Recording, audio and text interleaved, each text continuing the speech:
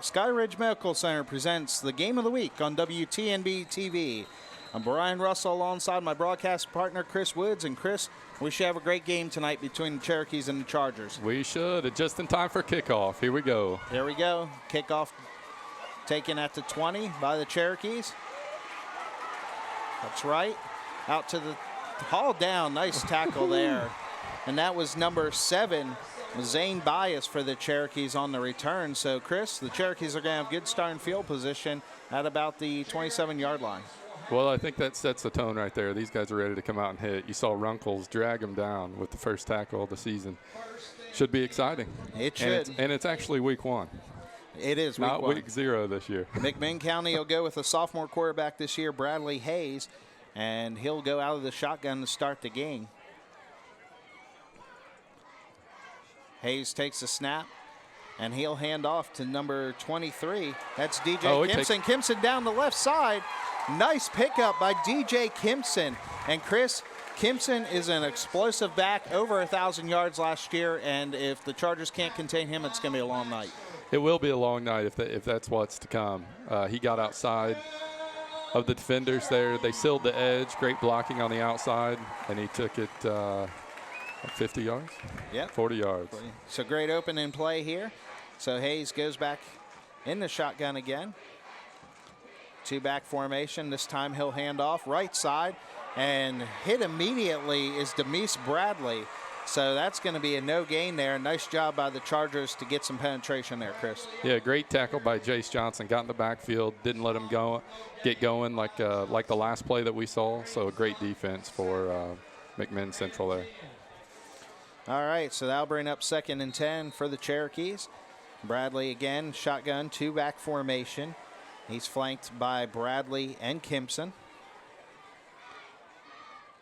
And this time he'll hand off again to Bradley. He'll pick up about 6 yards, and he'll take it down into Charger territory at about the 39-yard line.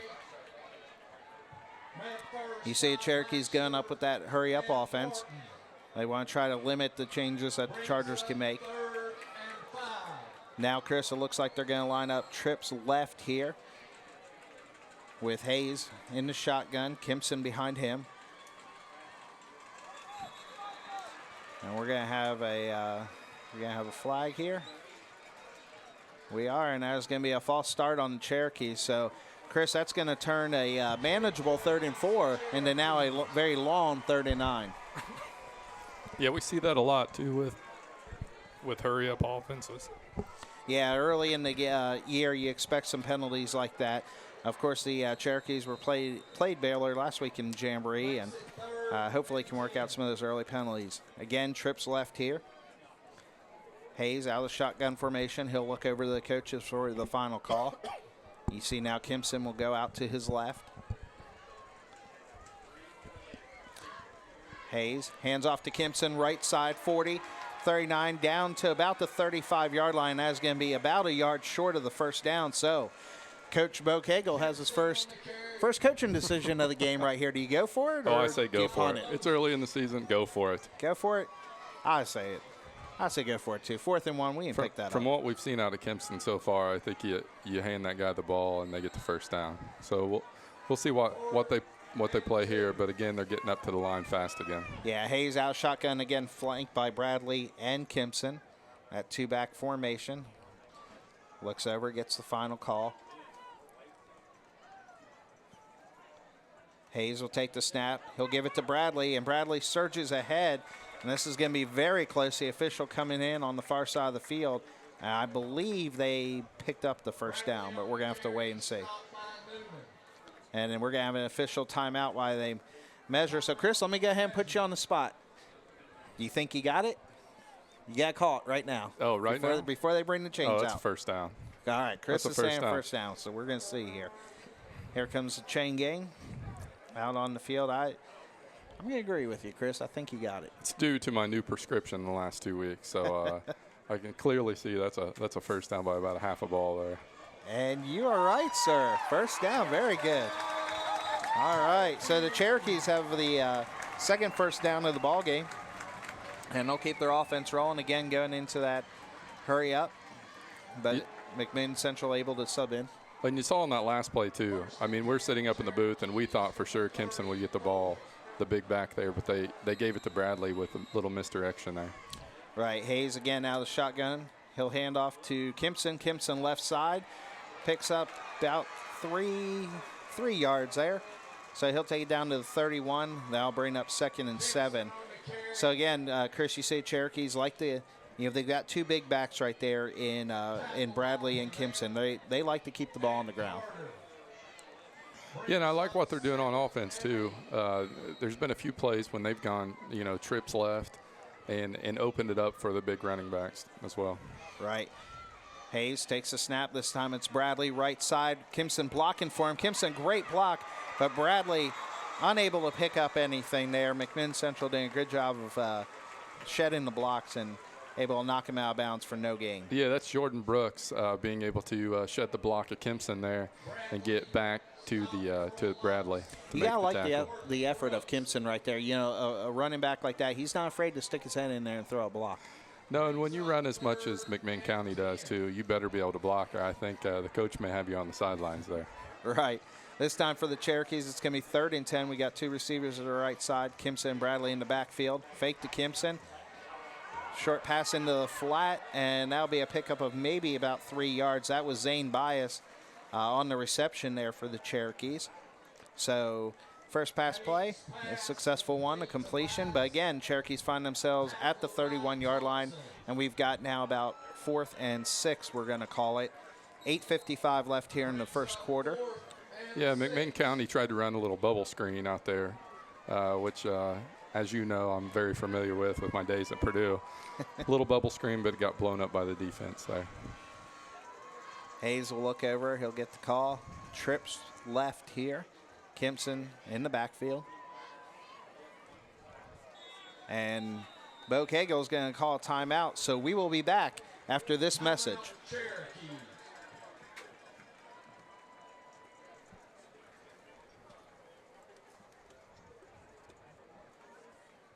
Tonight's game is being sponsored by Cleveland State Community College. The number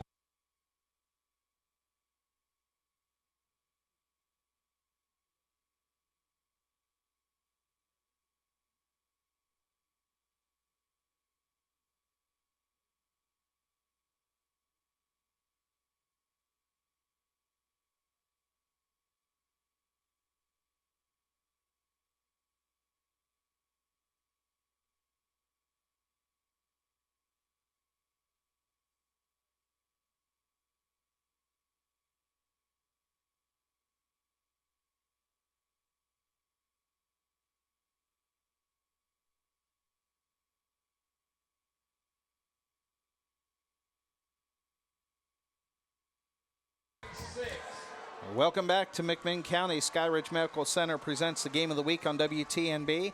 And Hayes will hand off. And that is Bradley right side, and that is going to be a touchdown. Nice run right there. Bo Cagle dials it up on 4th and 7 and runs a sweep, and that is 6 for the Cherokees. What a play call. And what they did was they went to, we saw it go to the left side, the opening play for the offense, and we saw McMinn County run a similar play to the outside on the right side with Bradley this time instead of Kimpson. Great play there by the Cherokees, and the Chargers just were unable to stop it. So McMinn County up 6-0, and they'll look to tack on the extra point here. And that's Trevor McDonald, number 16. He'll be attempting the point after for the Cherokees. McDonald to attempt the extra point. And the kick is up. And it is good. So McMinn County leads 7-0 at 8:22 left in the ball game. Stick with us. More football action on WTNB's Game of the Week.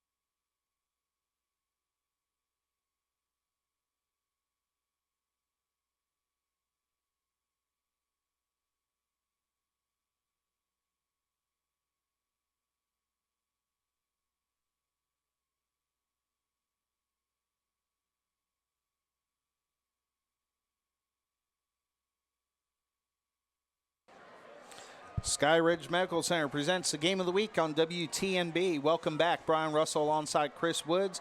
We are at McMinn County tonight for the Cherokees and the Chargers. Cherokees up 7-0, and there's the kickoff. And now will be fielded at about the 24. And now will be number 7, Zane Baxter for the Chargers, and he'll return it all the way out to the 35.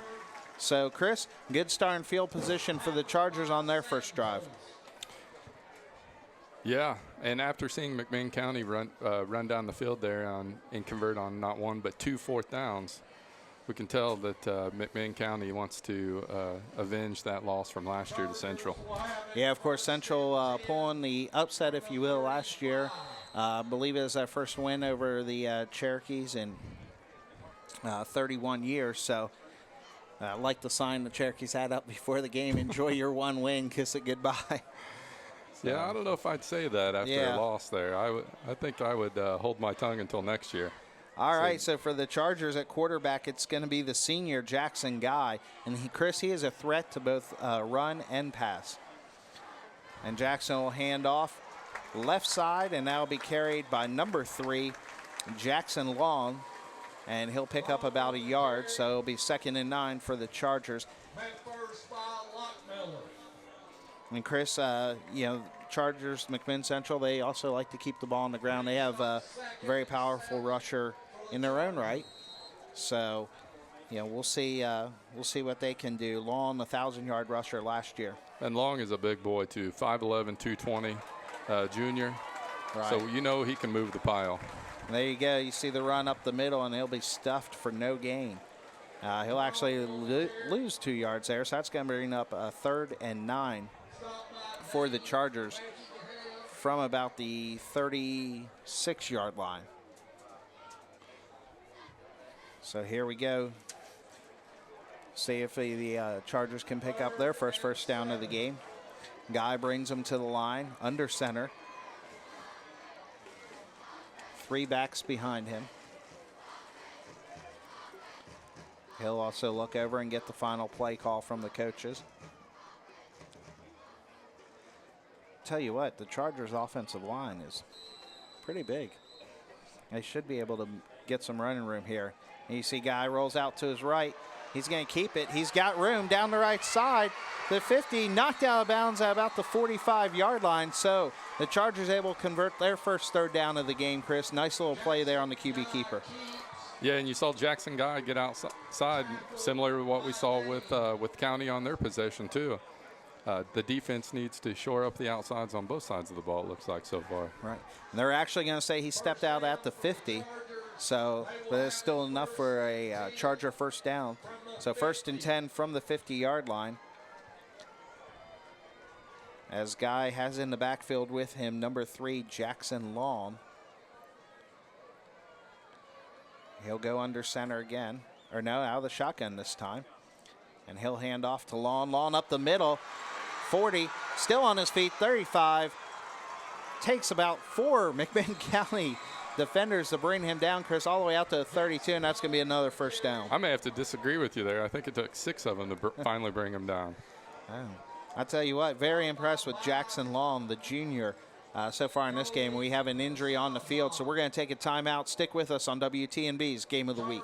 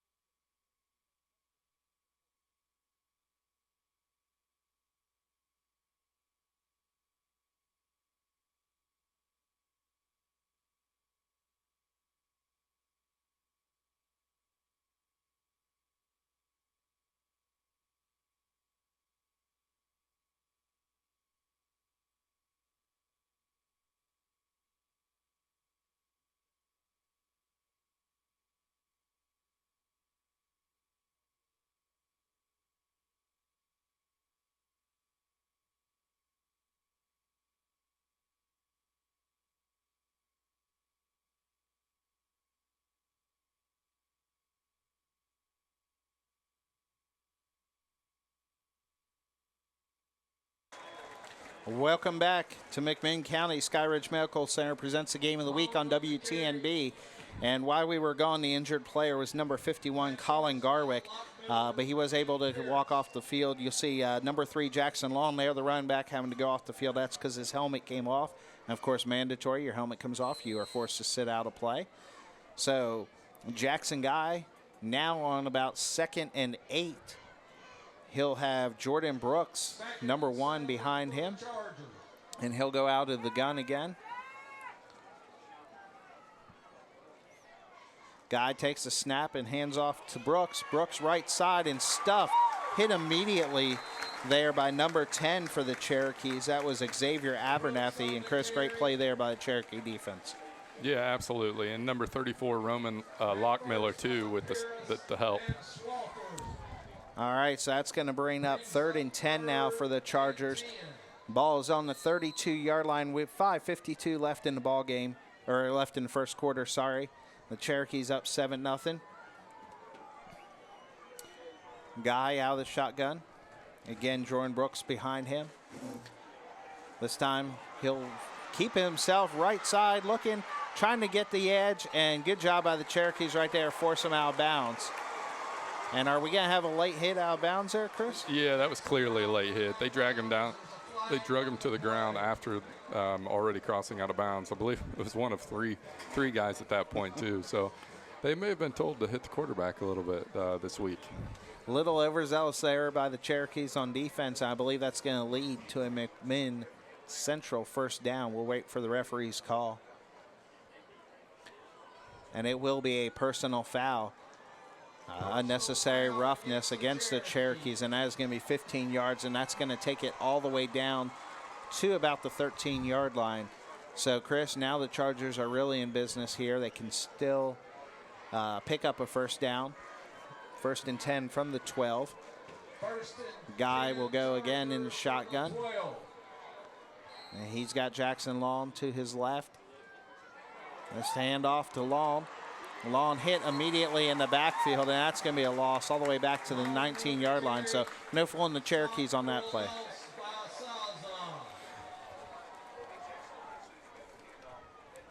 So we're going to call it now about 2nd and 17 from about the 20-yard line.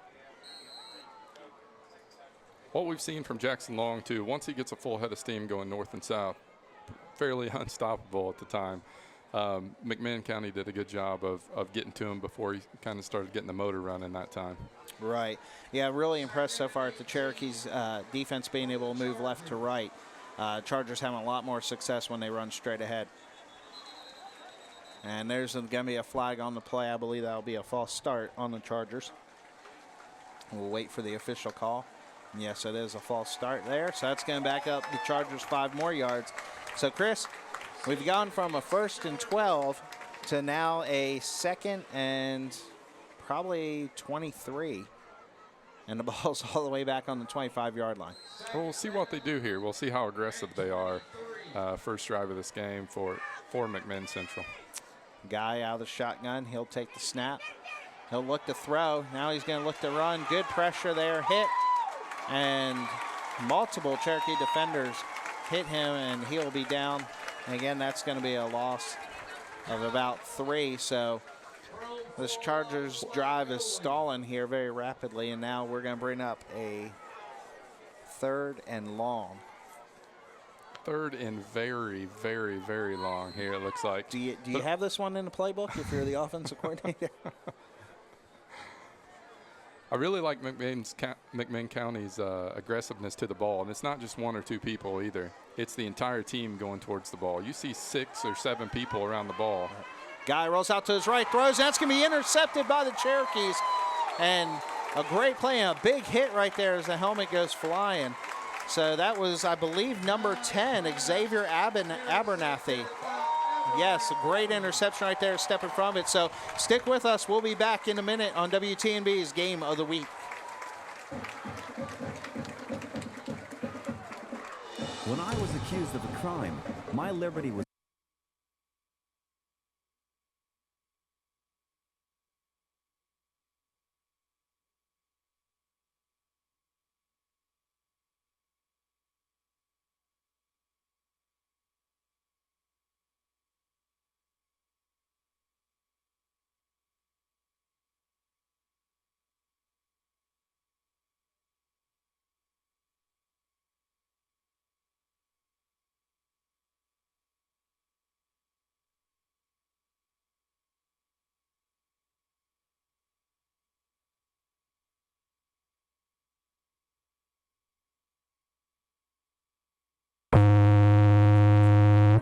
Sky Ridge Medical Center presents the game of the week on WTNB. Welcome back to McMinn County.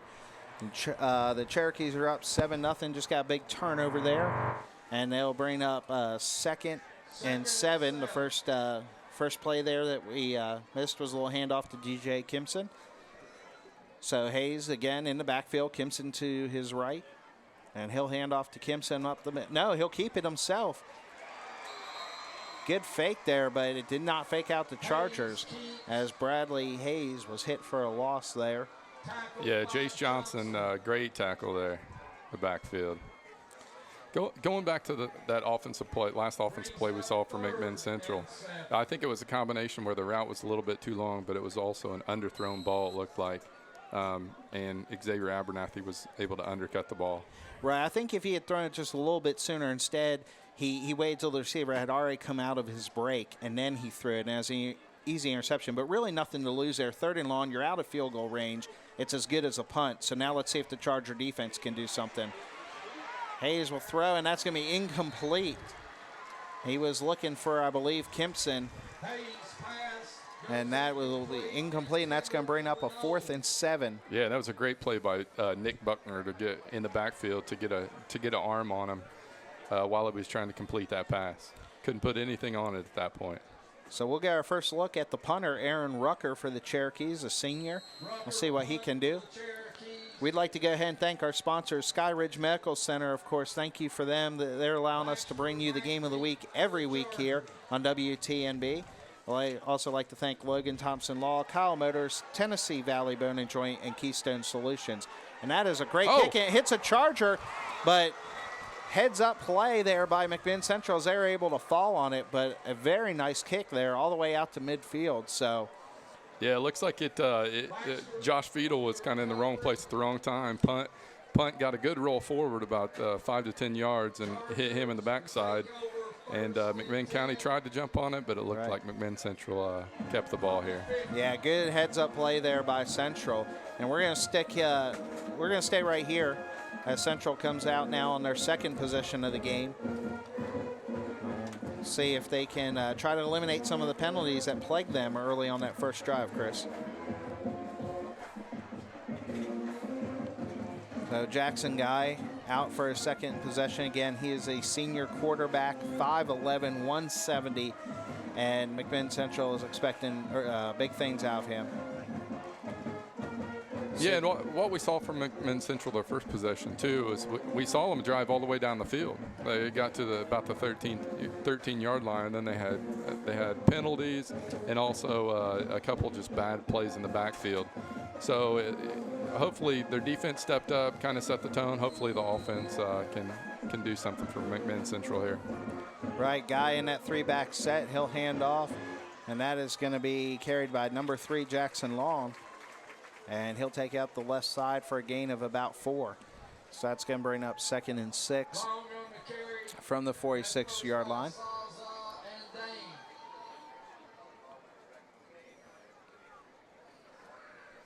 .131 left in the first quarter. The Cherokees lead 7-0 here. A beautiful send here at McMinn County. Guy goes under center again, hands off. Nope, fakes the handoff. He'll roll out right looking. Still looking. Now he'll float one, and that is complete, but I believe he may have been out of bounds. That was number 25, Jake Croft, but Chris, I believe he just let him a little too far.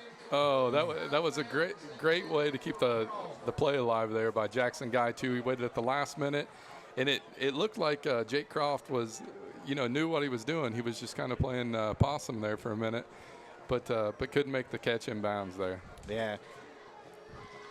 Great job there. That's going to bring up 3rd and 7 on the 46 for the Chargers.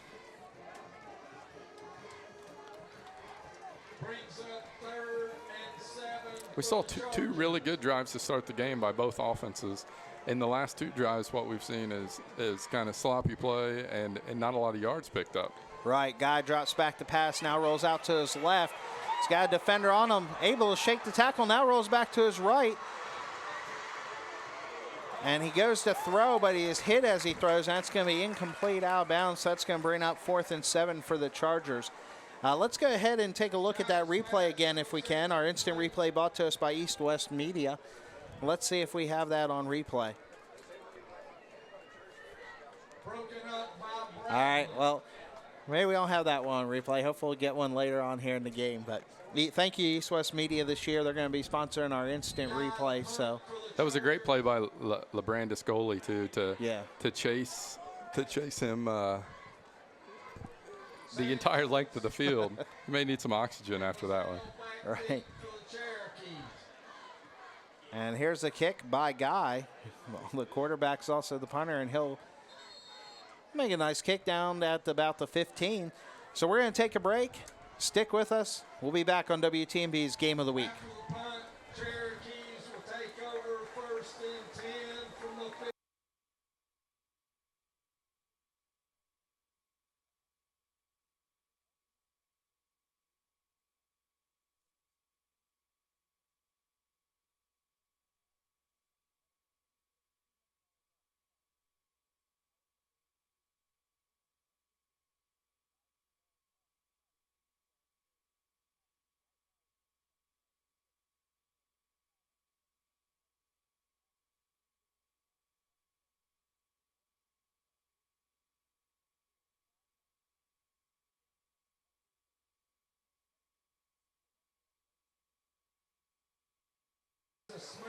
Welcome back. Great night of action as Skyridge Medical Center presents the Game of the Week on WTNB TV. And it'll be 2nd and 7 for the Cherokees now as their first play run to the left side. And 19 seconds left here in the first quarter. Bradley Hayes, he'll hand off to Kimpson. Kimpson up the middle, able to shed a tackler, and he'll take a first down all the way out to the 31-yard line. So nice carry by DJ Kimpson. And that will stop the clock with 6.7 seconds as they reset the chains. But that should be the final play of the first quarter here. First down, Cherokee. You can see that ground game so tough to stop here for the Cherokees. Able to get another playoff. He'll throw left side, Andre Smith. And Andre Smith able to break some tackles all the way out to about the 48-yard line and into Charger territory. Chris, nice play there. McMinn Central looked a little bit unprepared there. I think typically you expect teams to let the clock run out with 6.7 seconds, I believe it was. But they didn't do that. They snapped the ball with a couple seconds left, and I think caught Central off. Right, so that's the end of the first quarter with the Cherokees leading 7-0. We're going to go ahead and take a break. Stick with us on WTNB's Game of the Week.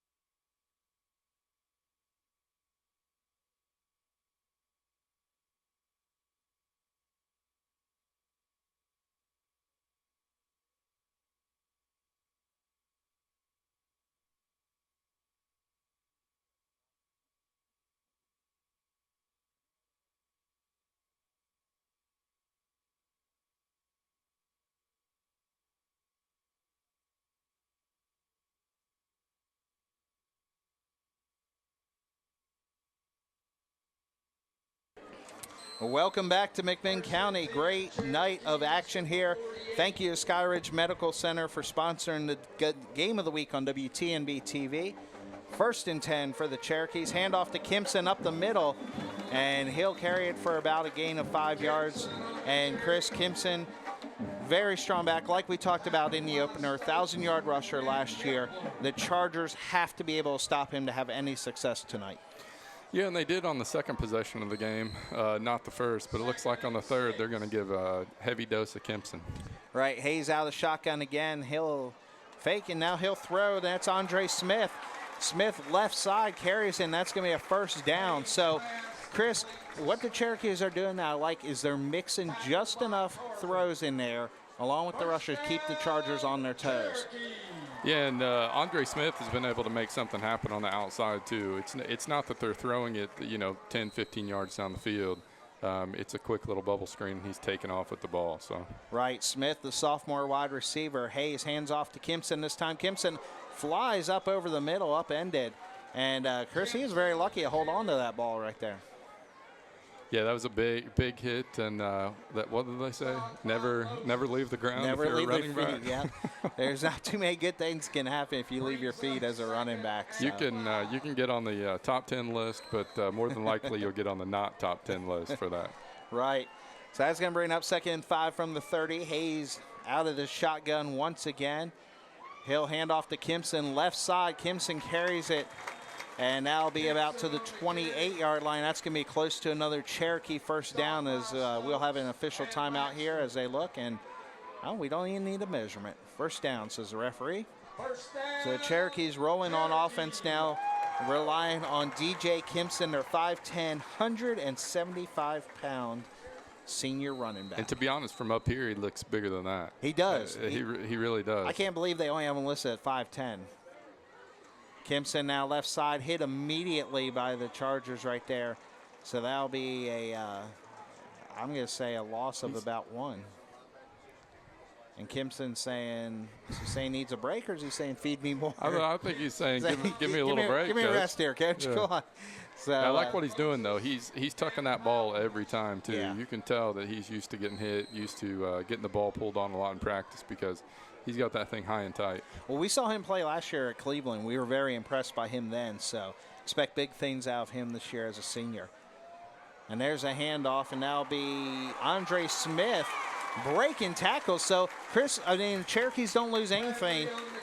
Kimpson comes out, and Smith comes in, and he carries it for another first down. Yeah, I think that was Bradley on the carry there.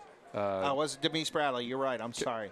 So that's our first look at him as a run back, and he's the 5'7", 165-pound senior as well, too. Yeah, they kind of got that change of pace. Mm-hmm. So he's kind of that change of pace back, real quick, laterally, made a couple cuts and went right up the middle. Right, here's a throw out in the flat to Smith. Smith left side. He'll take it down to about the 2, but we're going to have a flag. And, Chris, I believe we're going to have a penalty there on number 81, Chris Knowles, for a little bit of holding downfield. Well, it's not to get him open either. What Smith is doing every time on the line, you can see, it's almost like a running play. He's taking 2 steps back from the line as soon as the ball is snapped and expecting that. So it's almost like a decoy every time. If you watch closely, Smith is in that role, I would say more than half the time. He doesn't even leave the line of scrimmage. He waits. I think it's that option to throw it out to him, depending on what the defense does. Yeah, and I love the play calling by Coach Bo Cagle, because all that does is give your quarterback confidence. When he can complete the short little completions, even though they're only for 2 yards, you let your receivers do the rest of the work. His confidence just continues to grow throughout the game. Yeah, and it's high percentage pass. Right. That's a high percentage pass, and it's it's essentially like a running play, right? We see him go back again. Yep, Hayes fakes, and now he'll be hit, and he'll be sacked. But we're going to have penalties. I believe we may have a face mask, yes. So Chargers that time able to get some good penetration, but unfortunately they grabbed the face mask there, Bradley Hayes. And really didn't need to at that point. He was already down, and it was kind of a late tug on the face mask. Right. Like we talked about, first game of the season, you expect to see some of these penalties. Dine in and they will carry out work options themselves out Kumo as the Asian season Garden, goes on. Sushi and hibachi. My name is Preston West, owner of Keystone Solutions. All right, we specialize so first in and helping 16 small now. businesses with their IT needs, whether it's hardware or software. Well, that's what it was before the penalty, so now they're going to mark off the penalty, and it's going to put the computer Cherokees issues, back servers, networks. about kind the of 18-yard line.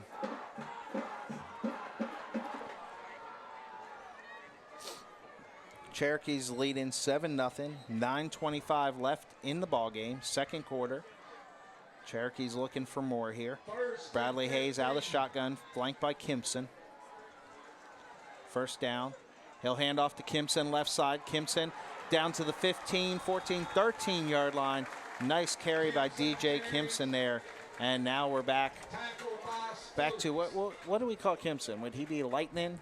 And then would Bradley be the thunder? No, he would be Thunder, I He would be believe. Thunder, Yeah. all right. Was it the Giants back a couple years ago had Thunder and Lightning? Yeah, I like to think back to the Dunn Allstott days in Tampa Bay. Oh, there you go. All right, Hayes hands off Kimpson up the middle, and he's going to take it in for a Cherokee touchdown. A late hit there. Yeah, frustration and, hit and possibly. Kimpson is down. Let's hope that he's not hurt. Is that hopefully a cramp? But he did take a late shot right there. Sushi and Hibachi. And we're going to hope he's okay. 169 Stewart Road. Looks like it's just a cramp as you see the players trying to stretch him out. But a great play right there by the Cherokees as Kimpson takes it in from 11 yards out. And that'll be a McMinn County touchdown. So they will now go up 13-0.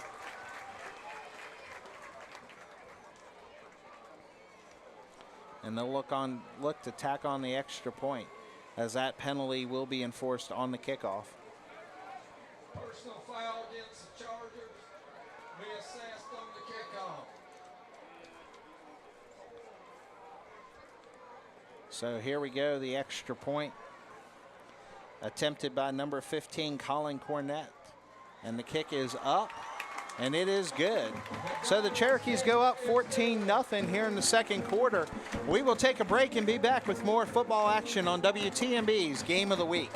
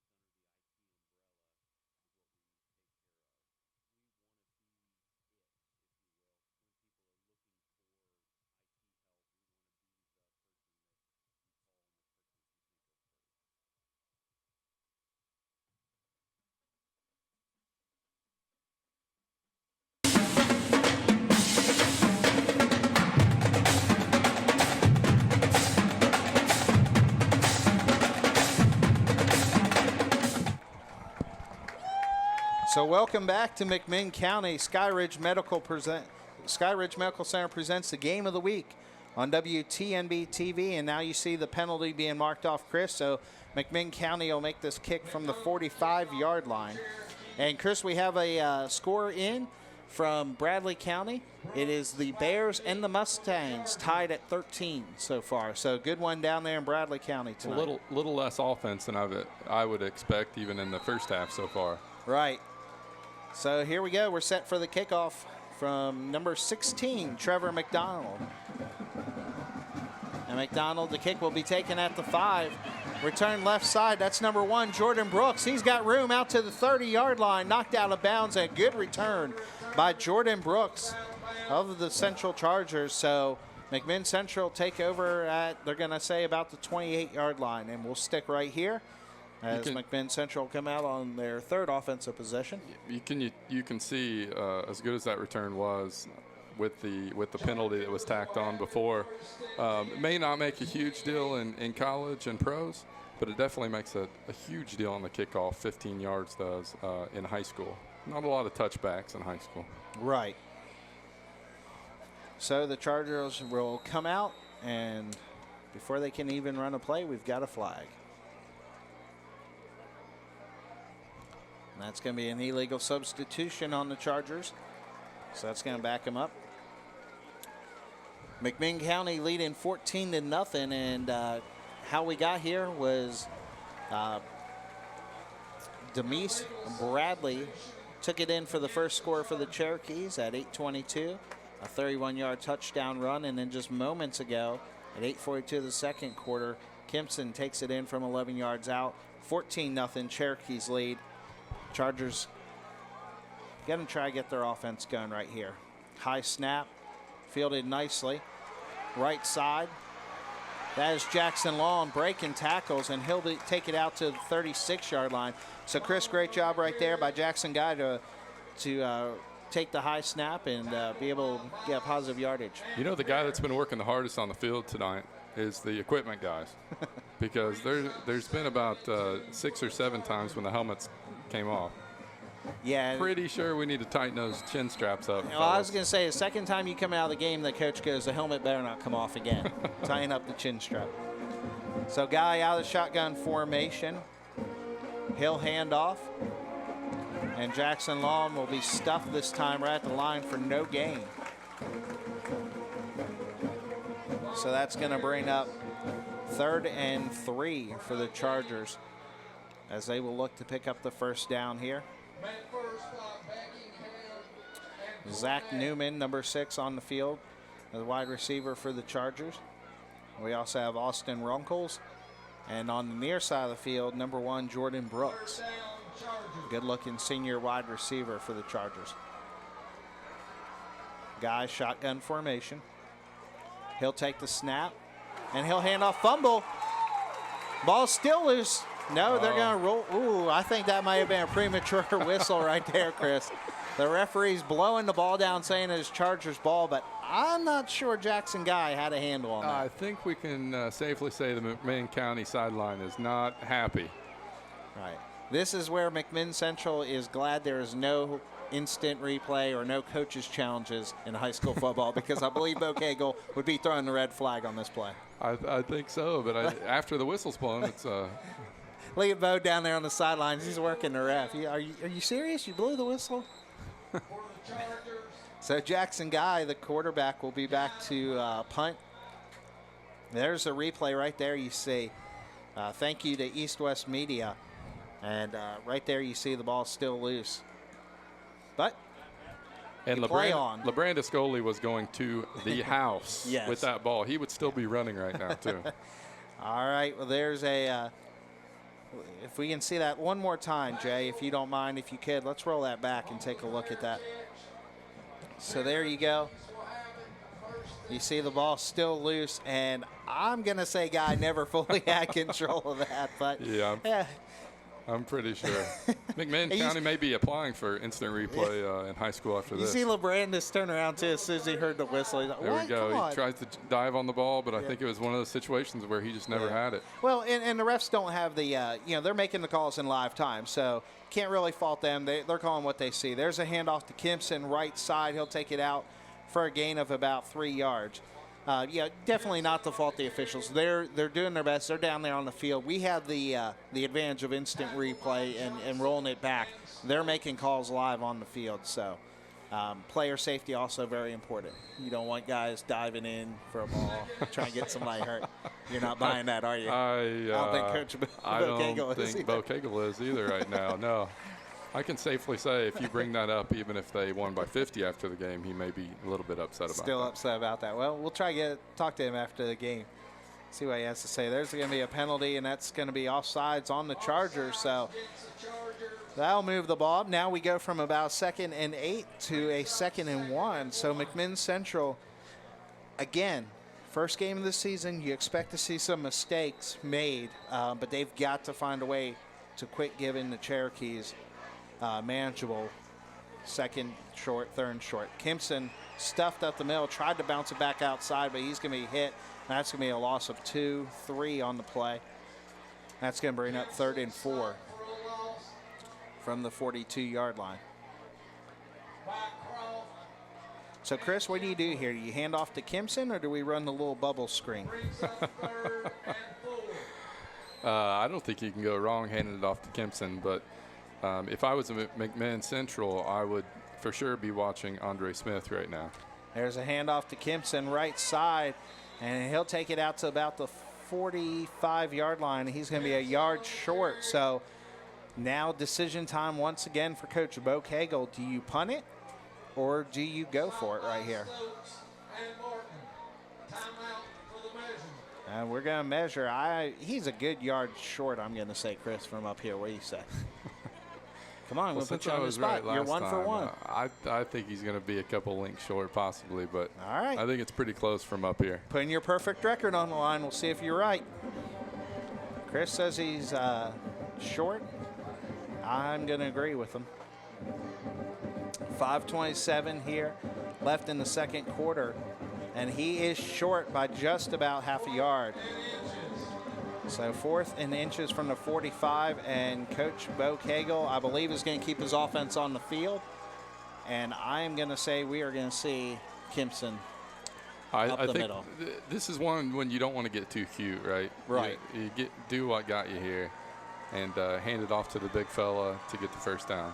Hayes shotgun formation, flanked by Kimpson. Earlier in the game, we saw Bradley get the ball on 4th down.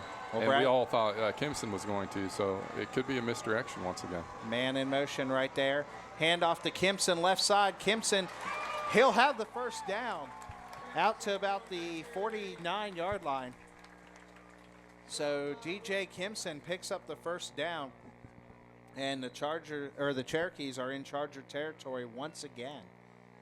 So 1st and 10 from the 49-yard line. Looks like we have a McMinn County player down. Yeah. We're going to go ahead and take a break. Stick with us on WTNB's Game of the Week presented by Skyridge Medical Center.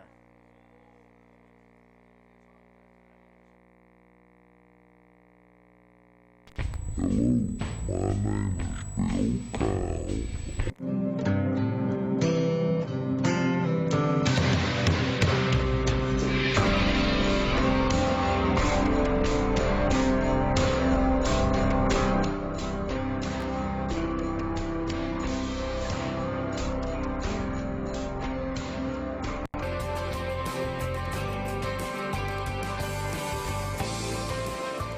El Cazador is the highlight of nightlife in Cleveland, Tennessee, where the food is so delicious, you'll be coming up with excuses to eat there. And did we forget to mention weekly specials? El Cazador may be habit forming.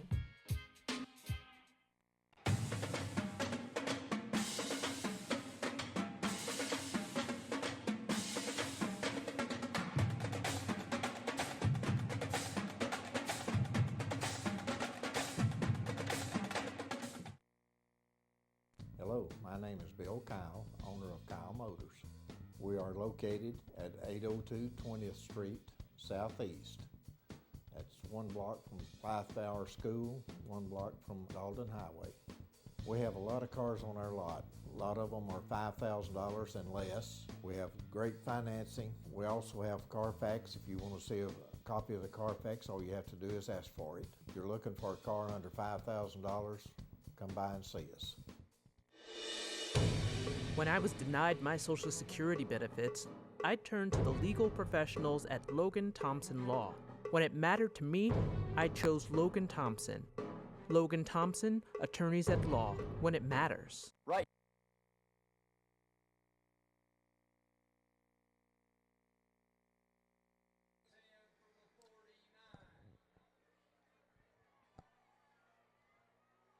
Welcome back to McMinn County High School. Skyridge Medical Center presents the Game of the Week on WTNB TV, and they're on 1st and 10 as a handoff to Kimpson, and he'll take it for about a gain of 1.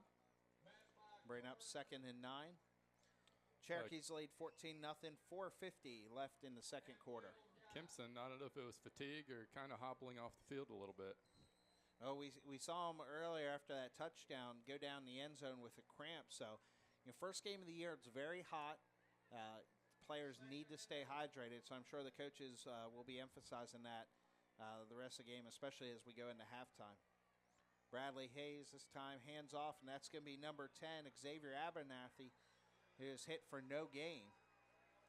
So Abernathy, first time we've seen him in the backfield. He'll take it right side, and that'll be a A loss, like we said, of 1, so bringing up 3rd and 10 from the 49 for the Cherokees. As we see Colin Hockman now come in for the game at wide receiver. Abernathy will stay in the backfield with Hayes. And he'll go to Hayes' left. 2 wide receivers to the right side for the Cherokees, 2 to the left. So obviously want McMinn Central think they're going to throw, and they will.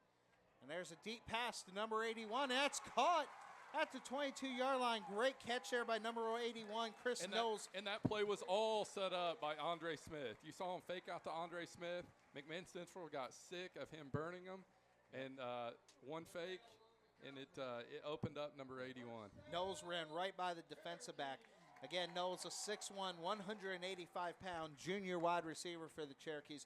Great throw there by the sophomore Bradley Hayes. And we've seen that all game. We saw the setup in that, and we were just waiting to see if McMinn Central would jump on it or if McMinn County would use that to their advantage.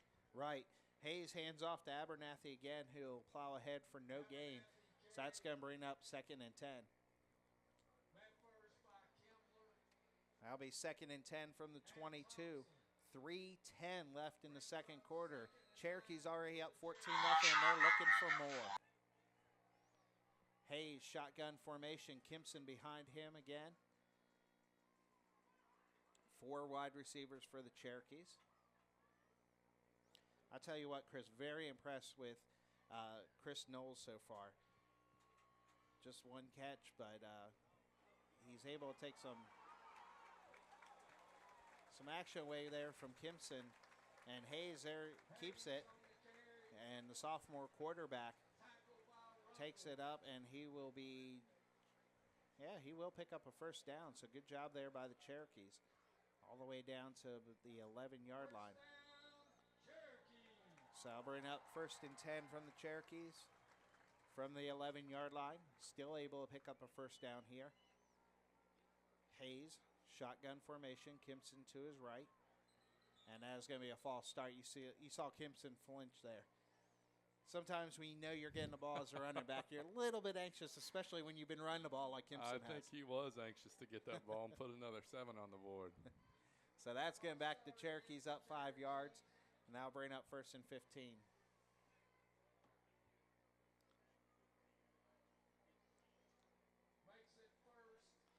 You see the Cherokees now trying to spread the field just a little bit for Kimpson, get him some more running room. Hayes hands off to Kimpson up the middle, 15, 10, and he'll carry it down to about the 7-yard line. He just seems to bounce off people. As soon as he gets going north and south, assuming that there's not somebody that gets in front of him immediately in the backfield, he gets the motor running, and he just bounces off guys. Yeah, which is surprising because he's very, up here he looks very tall and lanky. Usually you don't want to be a big target as a running back, but he handles those hits very well, able to bounce off of them. Kimpson up the middle now, takes it down to about the 2. And that is going to be close to a Cherokee first down. Yeah, and it was a great tackle by Hunter Strokes too. I think those guys may be sick of him, like I said, bouncing off everybody, and he made a great tackle there to stop him at the goal line. It's going to be 3rd and 1 from the 2-yard line. As Hayes looks over the sideline to get the call, he's got Kimpson behind him. I'm going to say we're going to see a stay die to Kimpson right here on 3rd down and 4th if needed. And Kimpson hit at the goal line there and pushed back. Chris, great job by the Charger defense that time to meet Kimpson and not let him continue forward. Yeah, and that's Hunter Stokes again with the play. You can see he's pumped, celebrating on that one. 2 great stops by him at the goal line on Kimpson. So that's going to bring up 4th and 1 from the 2-yard line. 50 seconds left in the second quarter, and Coach Bo Cagle is saying go for it.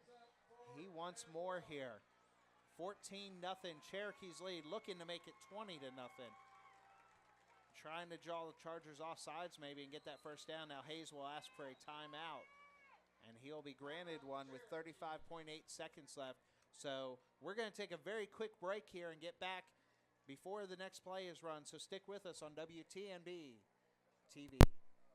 Benchmark Physical Therapy is proud to provide athletic training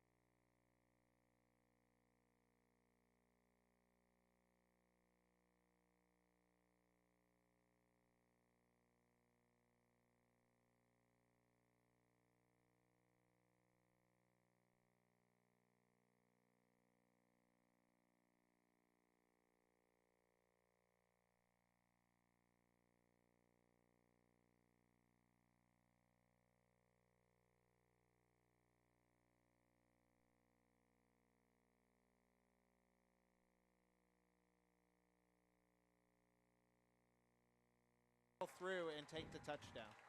Take in for a touchdown. So Cherokees go up 20-0.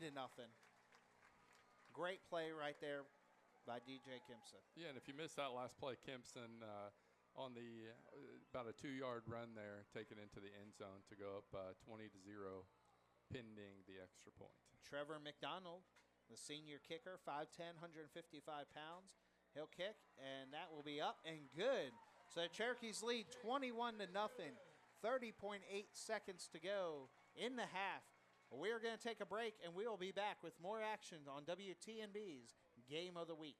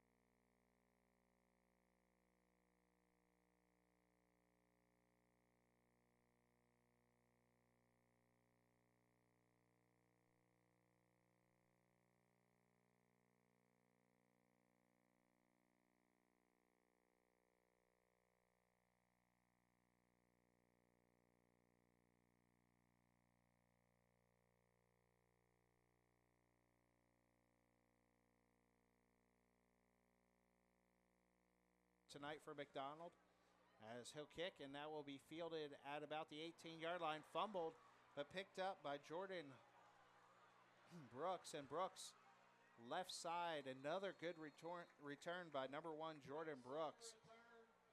And he'll take it out to about the 41-yard line. So, Chris, the Chargers will take over there, and 23.2 seconds left at the half. You're down 21-0. What do you try to do here? Do you try to get a score, or do you just try to run out the clock and go in and reorganize? I think I'd probably lick my wounds at halftime and take this 21-0 first half, not on my side, or not on their side certainly, into the locker room. Well, let's see what they do. Jackson Guy, senior quarterback for the Chargers, shotgun formation. He'll drop back to throw, looking. Scrambles to his right now, still looking, and he'll throw, and that'll be too high and through the hands of number 1, Jordan Brooks. So dangerous late throw there. Very. You see, Guy, he had fairly good protection.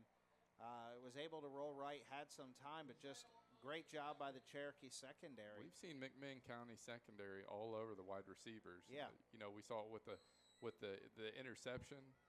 The DB had a better read on the ball than the wide receiver did, and we've seen it here too. They're right on the receivers. Right, so it'll be 2nd and 10, Guy, shotgun formation. Snaps over his head. He'll finally fall on it down at the 25-yard line, so a bad snap there. And now, Chris, that will be the end of the half. So at halftime from McMinn County, the Cherokees, everything going their way. They'll take a 21-0 halftime lead into the locker room. We're going to take a break, and when we come back, we'll have first half analysis. So stick with us on the WTNB Game of the Week, presented by Sky Ridge Medical Center.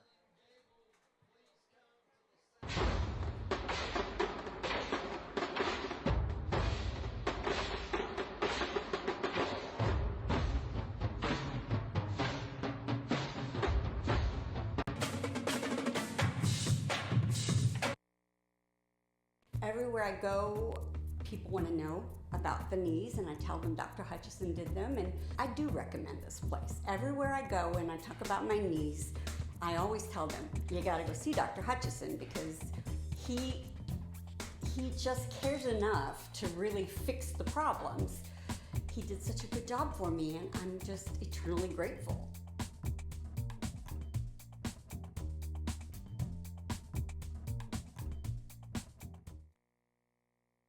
Are you like millions of Americans who are struggling to pay your bills? Do you have crippling debt? Are your wages being garnished? Are your bank accounts being levied? You need a solution. You need Pollo Loco. Get the best Pollo Loco in town at Tres Hermanos. Pollo Loco, the real solution. When I was accused of a crime, my liberty was hanging in the balance. My legal rights mattered to me, so I went to the professionals at Logan Thompson Law. Logan Thompson, attorneys at law, when it matters. With Marco's new Roma Meats Pizza, a little Italy goes into every bite. We pile on premium toppings, like our signature Old World pepperoni, Italian sausage, mushrooms, and crispy bacon. Get a large for just $12.99 at marcos.com. Hey there, I'm Dave Hanna, and I'm here to talk to you about my life passion, and that's mattresses and home furnishings, and how much they're gonna cost you. It's a lot.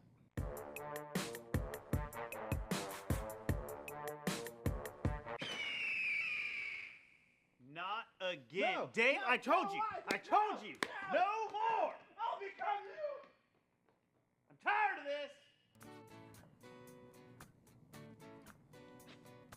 Hey, I'm Brent Winters, and I'm here to talk to you about my lifelong passion, affordable mattresses and home furnishings. At Mattress and Furniture Expo, we've got you covered.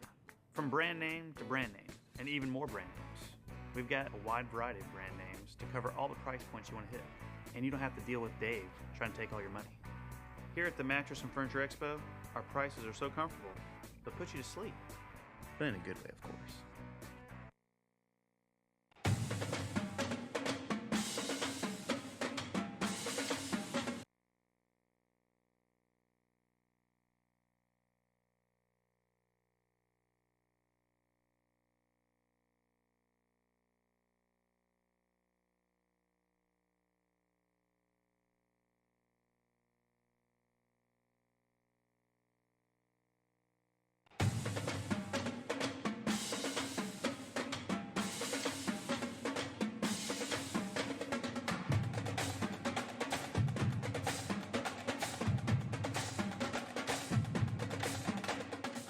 I was having trouble sleeping at night.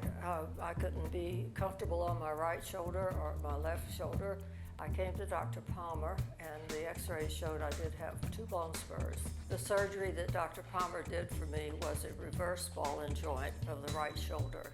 I can wave in the air and reach behind me, do all the things I need to do now. So I'm so thrilled to have Dr. Palmer in my life and the surgery that he did for me. I believe that whatever we're facing, whatever difficulties, whatever challenges, whatever obstacles, that this word speaks to that. If you simply just have this word and you read this word and you allow it to sink into your heart, God will speak to you.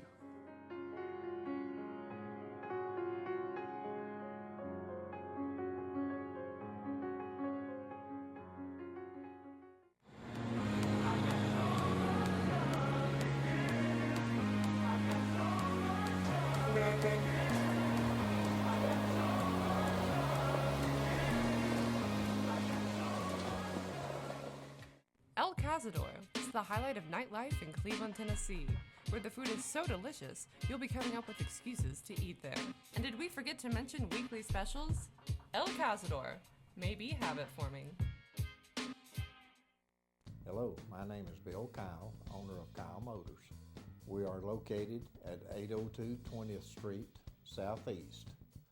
That's 1 block from Five-Hour School, 1 block from Dalton Highway. We have a lot of cars on our lot. A lot of them are $5,000 and less. We have great financing. We also have Carfax. If you want to see a copy of the Carfax, all you have to do is ask for it. If you're looking for a car under $5,000, come by and see us.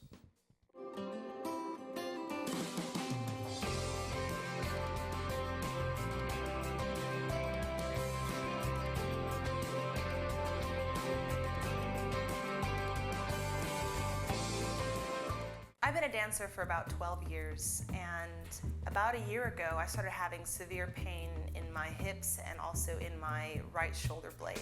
Dr. McCartney has helped me increase my flexibility because he's worked on realigning my hips. He's also put my ribs back in place because they slip out a lot. Because my bones are actually in line now, my flexibility has increased exponentially. I would recommend Dr. McCartney and Tennessee Valley Bone and Joint any day. When I was denied my Social Security benefits, I turned to the legal professionals at Logan Thompson Law. When it mattered to me, I chose Logan Thompson. Logan Thompson, attorneys at law, when it matters. Right now at Cameron Company Medical Equipment, take $200 off the price of a lift chair or power mobility scooter. And don't miss the chance to save $500 off the price of an installed stair lift. Happening right now at Cameron Company Medical Equipment. For a limited time only, Cameron Company Medical Equipment is offering free delivery on select specials. For more information, call 423-614-5962. Cameron Company Medical Equipment, where we make medical equipment affordable. Isbo Floral Gallery, located at 859 Keith Street in Cleveland, is a full-service florist offering custom fresh and silk floral arrangements. Isbo Floral Gallery, the only florist you'll ever need. Kumo Asian Garden, Sushi and Hibachi, located at 169 Stewart Road in Cleveland, right next to Hobby Lobby, offering the best in local Asian cuisine. Take your pick from a variety of hibachi options, served fire hot at a cool price. With plenty of seating for you and your entire family, there's something for everyone at Kumo Asian Garden. Dine in and carry out options are available. Kumo Asian Garden, Sushi and Hibachi. My name is Preston West, owner of Keystone Solutions.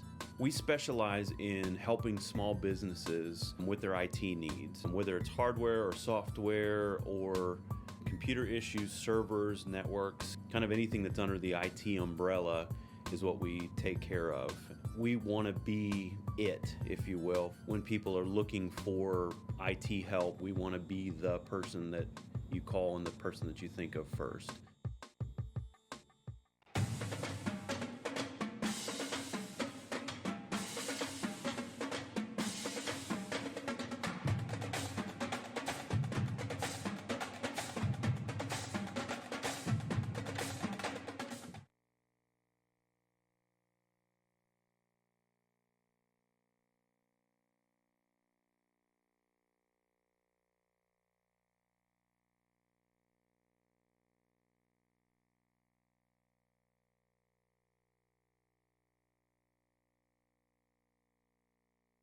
Hello, my name is Bill Kyle, owner of Kyle Motors.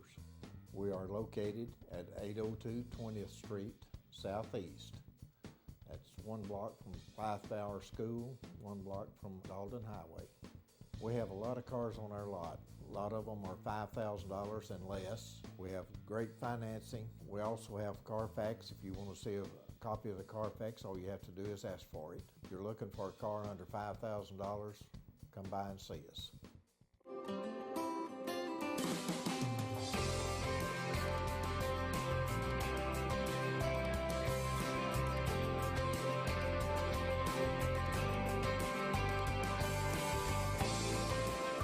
I've been a dancer for about 12 years, and about a year ago I started having severe pain in my hips and also in my right shoulder blade.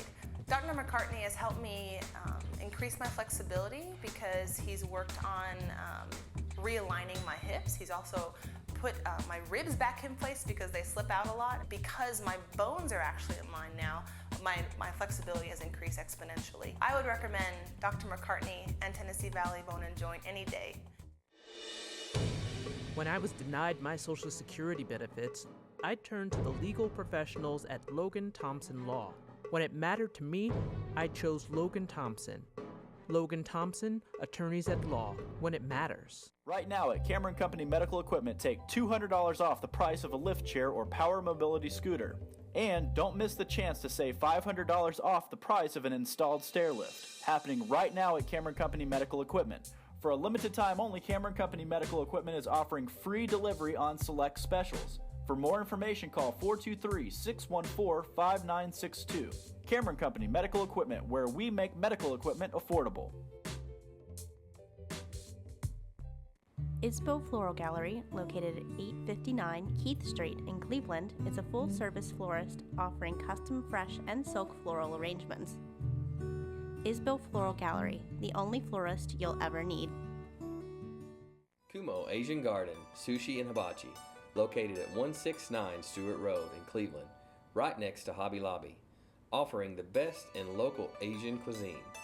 Take your pick from a variety of hibachi options, served fire hot at a cool price. With plenty of seating for you and your entire family, there's something for everyone at Kumo Asian Garden. Dine-in and carry-out options are available. Kumo Asian Garden, Sushi and Hibachi. My name is Preston West, owner of Keystone Solutions.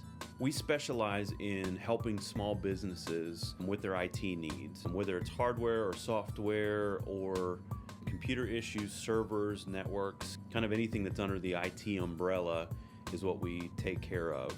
We want to be it, if you will. When people are looking for IT help, we want to be the person that you call and the person that you think of first.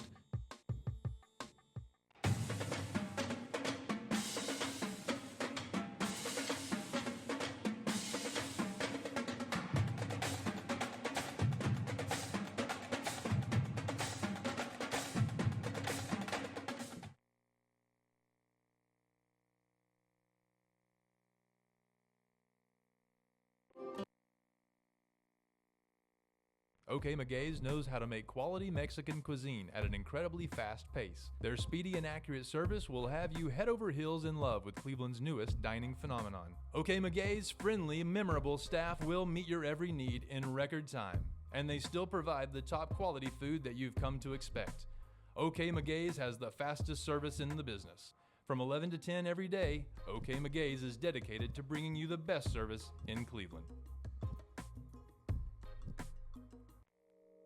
The Shoe Tree Boutique and More is Cleveland's exclusive women's shoe store. With items from Fly London, Lucky Brand, Tidewater, Nine West, Bourne, and a vast selection of other designer names, this elegant little shop also features handbags, jewelry, and plenty of other reasons to stop by and shop for your favorite look. The Shoe Tree Boutique and More is ready to help you start this season on the right foot. Everywhere I go, people want to know about the knees, and I tell them Dr. Hutchison did them, and I do recommend this place. Everywhere I go and I talk about my knees, I always tell them, you gotta go see Dr. Hutchison, because he just cares enough to really fix the problems. He did such a good job for me, and I'm just eternally grateful.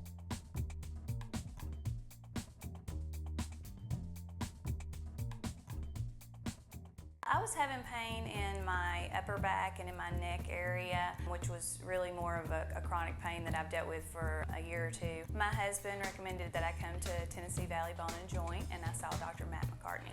In a very short time, I was able to get relief in both my lower back and my upper back. I walked in with pain, and the pain was almost completely gone when I walked out of his office. I would highly recommend the physicians at Tennessee Valley Bone and Joint. I'm very happy with the results. When it first started, my pain was in my lower back. We went ahead and got an MRI. He saw that I had bone spurs. I had pinched nerves. The pain that I was having was very severe. No amount of medication was seeming to help. So after I had my surgery, I have no pain left now. I will always use Dr. Hutchison from Tennessee Valley Bone and Joint.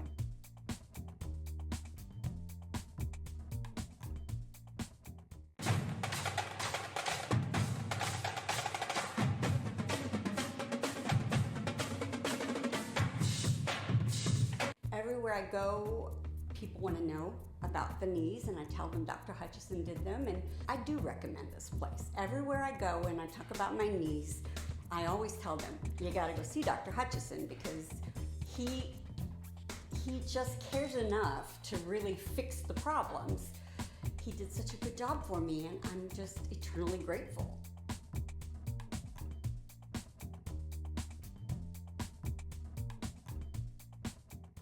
Are you like millions of Americans who are struggling to pay your bills?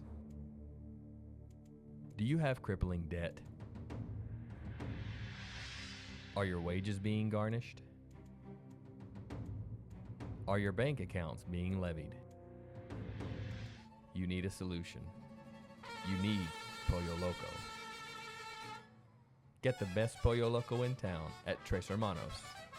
Pollo Loco, the real solution. When I was accused of a crime, my liberty was hanging in the balance. My legal rights matter to me, so I went to the professionals at Logan Thompson Law.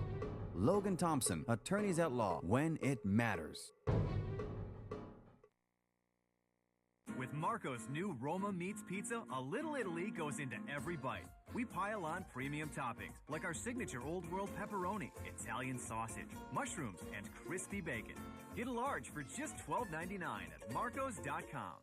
Hey there, I'm Dave Hanna, and I'm here to talk to you about my life passion, and that's mattresses and home furnishings, and how much they're gonna cost you. It's a lot.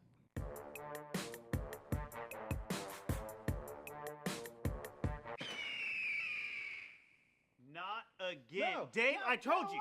I I told you. No more. I'll become you! I'm tired of this. Hey, I'm Brent Winters, and I'm here to talk to you about my lifelong passion, affordable mattresses and home furnishings. At Mattress and Furniture Expo, we've got you covered. From brand name to brand name, and even more brand names. We've got a wide variety of brand names to cover all the price points you want to hit. And you don't have to deal with Dave trying to take all your money. Here at the Mattress and Furniture Expo, our prices are so comfortable, they'll put you to sleep. But in a good way, of course.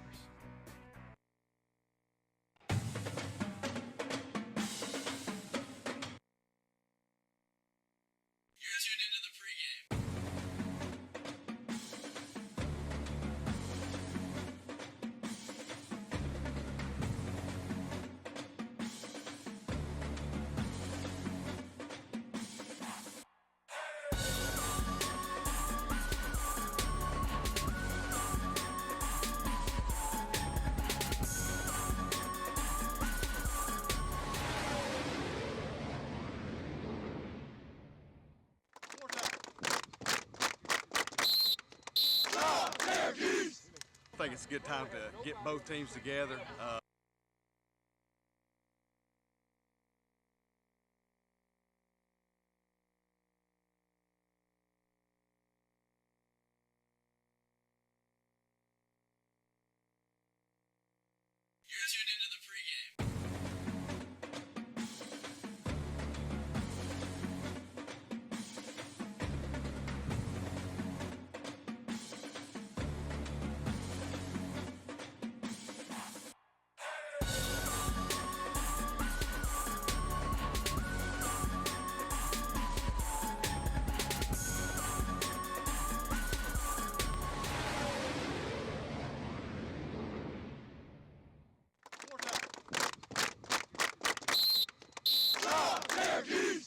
I think it's a good time to get both teams together, both communities together at one place each year. You know, our guys and their players, they've grown up playing against each other, and they like to play against each other. You know, it's a big-time rivalry, I guess, but it doesn't mean a whole lot either one of our playoff implications. So we like to come out and play hard and have a good showing, and you know, if we can jumpstart our season with a victory, that's what both teams are looking for. Bradley Hayes starting there at quarterback. We feel like that we can live through some of his sophomore moments because we see some great potential in him. You know, and the other things are our other quarterbacks have to play other places on the field. We're not as deep as we have been in the past. So they were pretty close in that battle. So we think Bradley probably did the best, and we just feel like he's getting better each week. You know, he doesn't make the same mistakes over and over again. He fixes them. Of course, he's got a lot of mistakes and a lot of maturing to do and getting a lot better, but we still feel like that he has the most potential to give us the best chance to win throughout this season, especially by the second half of the year when it really matters. You know, you have a long off season, so you get excited, but you also know when it starts, it's going to be like a flash and it's over. And you got a big group of seniors that's been with us for 4 years, and not too far down the road, we got to send them on their way, and hopefully that we've made an impression on their life and helped them to be better men in the future. So, it's good and bad. I know I'm excited. The kids are excited. We always like it, especially being at home the first week. So it's an exciting time, but it's also, if you start, if you reflect just a little bit, it can show you how fast things go. Woo! Here we go! Here we go! Scout team gonna go now. Let's go. It's very important. We gotta get that streak going again. We've had it for a very long time. It's really important, and it's not just us. It's our fans and community that's excited about it too. Cherokee football ain't about skills and talent. It's about working hard and busting the man that's in front of you. That's what Cherokee football is. This Friday, I'm looking forward to knocking some heads. Hopefully go out and play good. We'll have a huge crowd. Both teams are poised to put on a good show. What week is it? Central week. What week is it? Central week. Let's go, let's go. Drive on three, drive on three. 1, 2, 3, jump.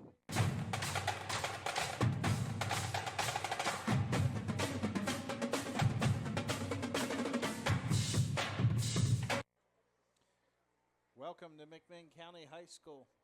WTNB Game of the Week presented by Sky Ridge Medical Center. Brian Russell alongside my broadcast partner Chris Woods.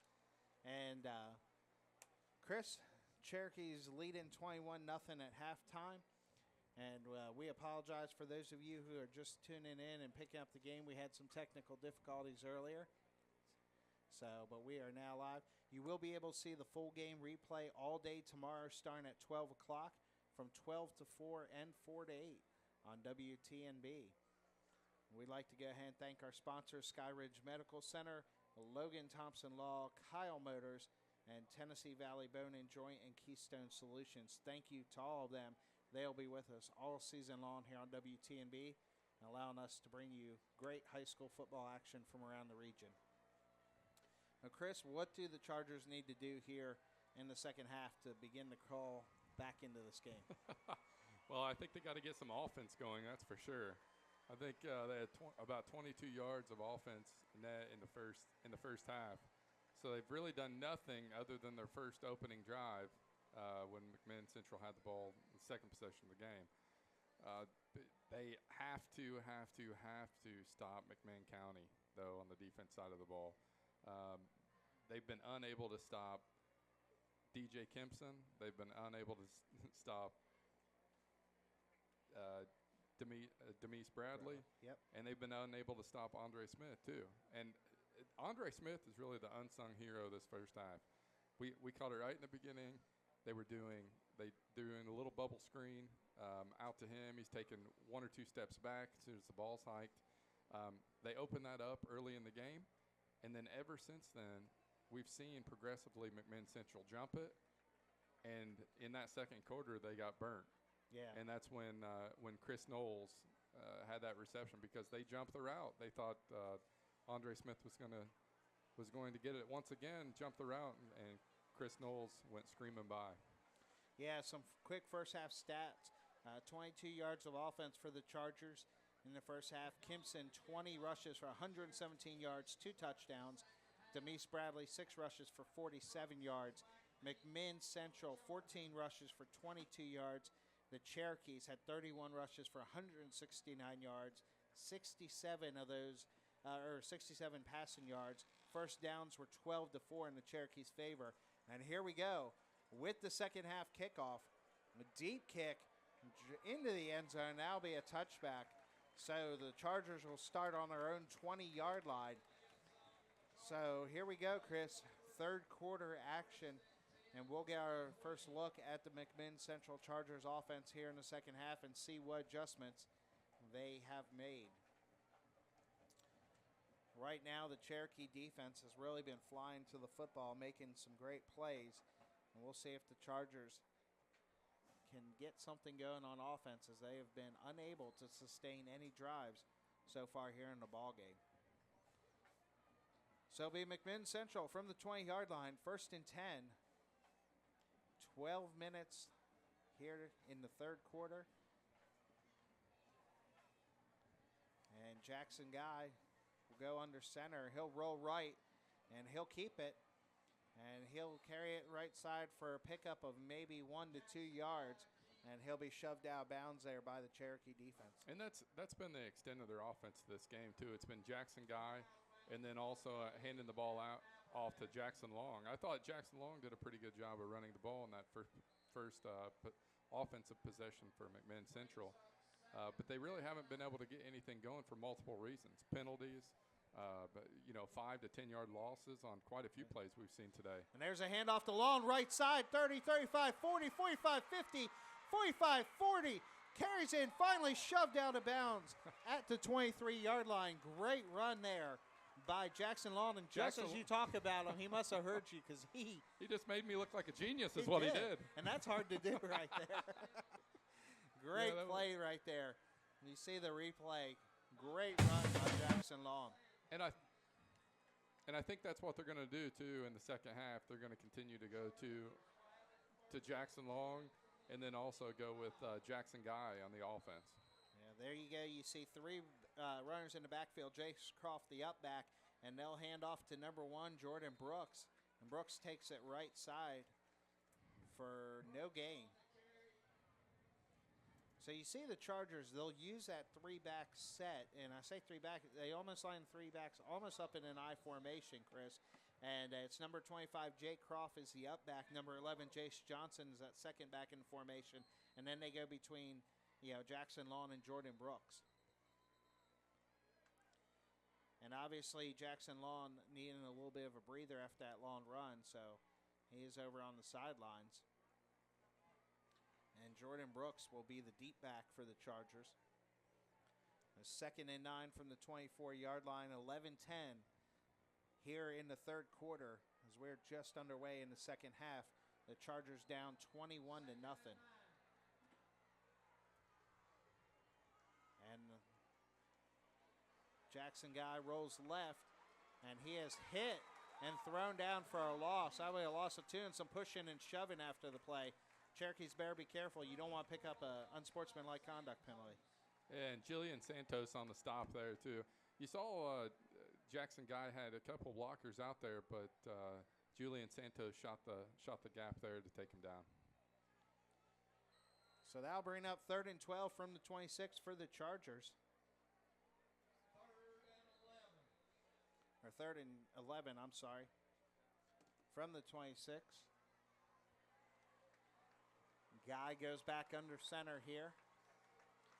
Long in the backfield again, and there's going to be a penalty. That's going to be offsides on the Cherokees. And that's not what Coach Bocagle wanted right there, because now you just took a 3rd and 11, made it 3rd and 6. And that's what we saw McMinn Central do in the first half. We saw McMinn Central make the unfortunate penalties, loss of yardage, really bad plays. Maybe they can flip it around here in the second half.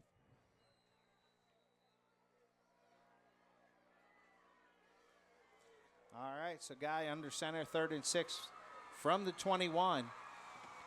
And he'll hand off right side. That's Jackson Long. He'll take in. He's going to be stopped short of the first down, but flag on the play. So we'll wait and see what this penalty is. We'll wait for the call from the official. That's going to be holding. There you go, against the Chargers. I was going to say defensive holding. That's a little unusual. On a run play, yes, that is unusual. So that's going to back the Chargers up. 10 yards. Albay make it 3rd and 16.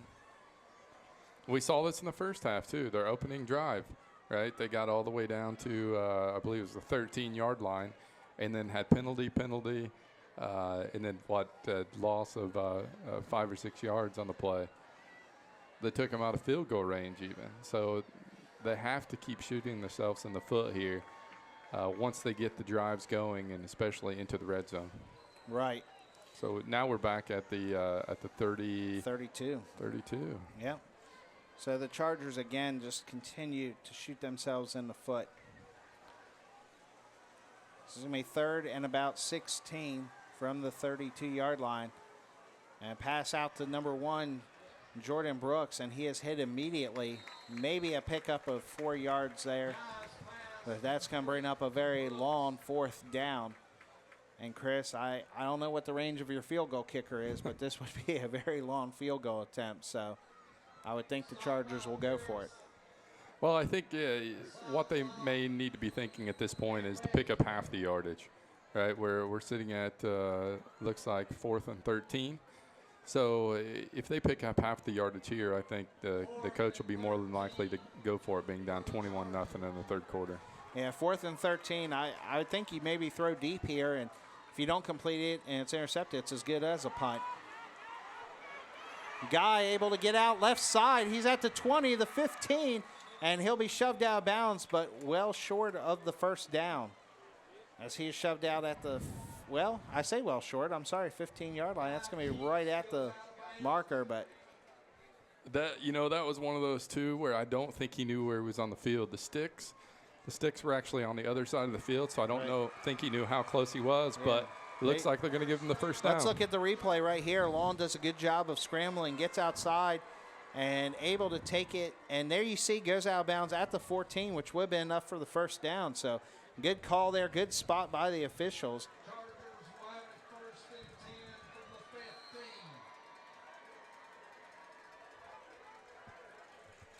All right, so 1st and 10 from the 15 for the Chargers as they continue this drive. 3 backs in the formation again, and that's a handoff to Lawn, and he is hit immediately by a Cherokee defense.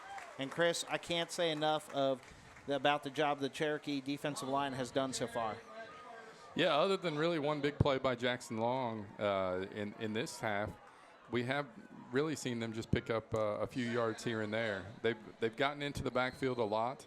You can see from the replay, they're getting a lot of penetration. You see number 34 there, Roman Lockmiller, right, being on the tackle as well as 3 or 4 others. If you saw the first half, there's 6 or 7 McMinn County defensive players around the ball at any time. Guy rolls out to the right, throws, and that's going to be too low, incomplete. Pass intended for number 80, and that was Trenton Kimbler, the 5'10", 198-pound senior tight end for the Chargers. And we have a player down for the Cherokees. So we'll hope he's okay. Let's go ahead and take a quick break, and we'll be back with more action on WTNB's Game of the Week.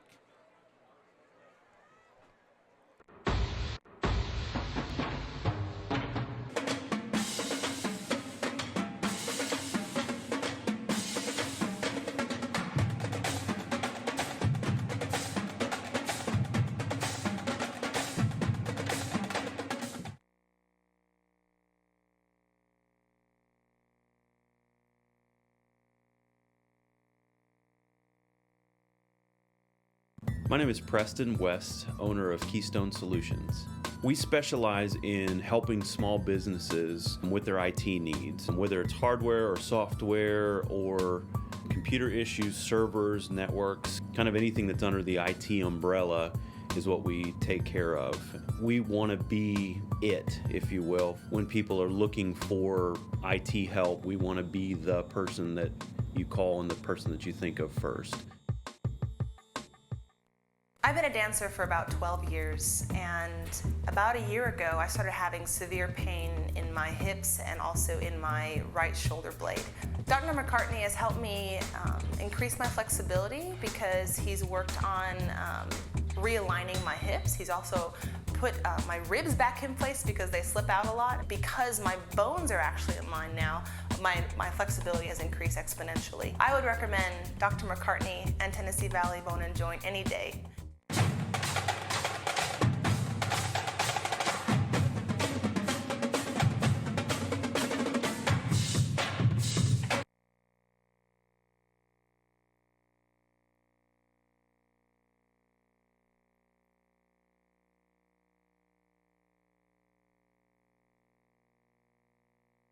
On the field. Welcome back to WTNB's Game of the Week, presented by Sky Ridge Medical Center.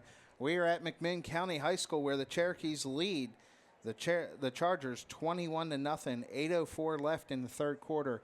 And you see the trainer still attending to the injured player on the field. We're trying to get his number. It looks like possibly number 21, Jemiah Basil. And you see him looking at the, appears the right knee or ankle. Yeah, that is number 21. And that is Jemiah Basil, the 5'8", 157-pound defensive back, senior defensive back, and able to get up and walk off the field under his own power, so good sign there. So, Chris, the Chargers finally able to get something going on offense here, but facing a 3rd and 11 from the 16-yard line. We'll see if they can punch it in here for a score and make this a ball game. Well, they haven't been able to do much through the air, even though with the rollouts, we have seen Jackson Guy get open and extend plays. He just haven't been able to connect with his wide receivers down the field. Right. So I would say what they're doing now probably has to involve Jackson Long or Jackson Guy at this point. Well, there's an example of not knowing the snap count when you come out, as wide receiver took off and run back way in motion. So false start, and that's going to turn a 3rd and 11 into a 3rd and 16. Well, and this is probably a little bit of first game, I wouldn't say jitters, but first game rust. Oh, yeah. I don't think you're going to see that from the McMinn Central team, 8 games down the road. No. So Guy out of shotgun formation, trips left. He'll drop back, look to throw under pressure, scrambling. He'll throw at the line, and that's complete. And down to about the 4-yard line. And, Chris, that was completed to number 80. Very close to the first down, Right. too. Number 80, Trenton Kibler, the tight end, or Kimbler. So good catch by him. Trenton Kimbler, the 5'10", 198-pound senior. Yeah, we've seen him do very well on defense, too, as a defensive end today. So he's been playing both sides of the ball tonight. Right, and that's going to be right at the first down marker, so the officials. I can safely say if it's short, they will not kick the field goal. You don't think so? No. Down 21-0. All right, so here we go. We're going to measure again, 3rd time in the game. Chris, you're 2 for 2. Did he get it, or is he short? No cheating. Put the binoculars down. I'm going to say he got it. All right, Chris is going to say he got it. So far, like I said, 2 for 2. Looking to make it 3 for 3. And the measurement there, and first down for the Chargers. Not bad. 3 for 3. You can't beat that. You've obviously been practicing in the offseason. I'm impressed. And you're doing this without binoculars. It's my new eye prescription. Wow. All right, so 1st and 5 from the 5-yard line for the Chargers, looking to punch it in and try to get on the board here in the 3rd quarter. 7:48 left in the 3rd quarter. And at this point, I think we'd all expect either Jackson Long or a keep by Jackson Guy. We saw him have success on that, on the QB keeper a couple times up the middle earlier in the game. We'll see what they choose to do. All right, Guy under center. Long in the backfield. Handoff to Long, left side, hit at the 5. Still on his feet, but wrapped up by a host of Cherokee defenders. And that'll be no gain. That'll bring up 2nd and 5. Once again, good job of gang tackling by the Cherokee defense. Yeah, we saw Mason Bortle, the sophomore, in there on the tackle as well. These guys have been gang tackling all night. If you see Jackson Long get the ball, there's going to be 6 McMinn County players around him by the time it's over, which is a testament to him because he needs to be tackled by 3 or 4 players to even be taken down. But as you can see on the replay, 1, 2, 3, 4, 5, 6 players in on the tackle at that point, and he still didn't go down. Right. All right, Guy will go under center here. He'll fake the handoff, roll left. He throws in the end zone and off the fingertips, looking for Kimbler again, and Kimbler was open for a second, but good job by the Cherokees to recover and break the pass up. Yeah, and he did have a window of opportunity there, but as we saw in the first half, just a little late on the pass. Let's look at the replay again, and you'll see the ball actually go right through the hands of the Cherokee defender, and Kimbler just unable to haul the pass in. So 3rd and 5 now from the 5-yard line, 6:41 left in 3rd quarter. I believe that was Xavier Abernathy, too, trying to go for a 2nd pick of the game. And, of course, made that great interception back in the first half. So Guy will go under center here. He'll pitch out to Long, right side. He's in for a touchdown. Chargers are on the board, Chris. Great running play right there. Yeah, great misdirection there. I know they clearly thought it was either going to be the Jackson Long or Jackson Guy show there, and Brooks takes it in. Right, and there you see, let's look at the replay. Able to get by a defender there, hit right at the goal line, but able to back his way in. And you see he is down on the field, Jackson Long. I don't know whether it's a cramp or whether he took a hit on the calf there. Let's look at the replay one more time. There by Long.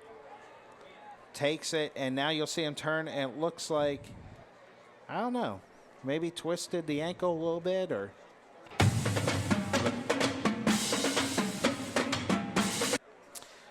But while he's down, let's go ahead and take a quick break. And we'll come back with more football action on WTNB's Game of the Week. Actually, we'll stay right here now as he's up. Brooks is up and able to trot off the field.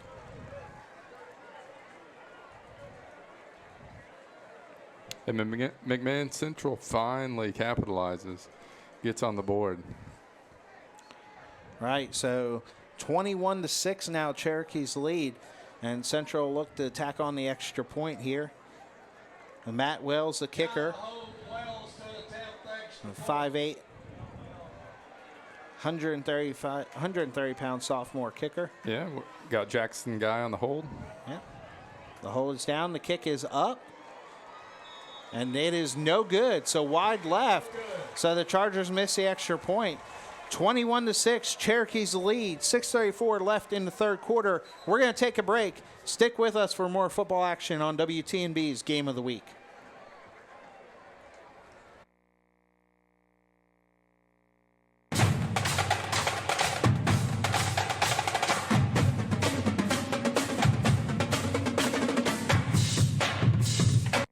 I've been a dancer for about 12 years, and about a year ago I started having severe pain in my hips and also in my right shoulder blade. Dr. McCartney has helped me increase my flexibility because he's worked on realigning my hips. He's also put my ribs back in place because they slip out a lot. Because my bones are actually in line now, my flexibility has increased exponentially. I would recommend Dr. McCartney and Tennessee Valley Bone and Joint any day.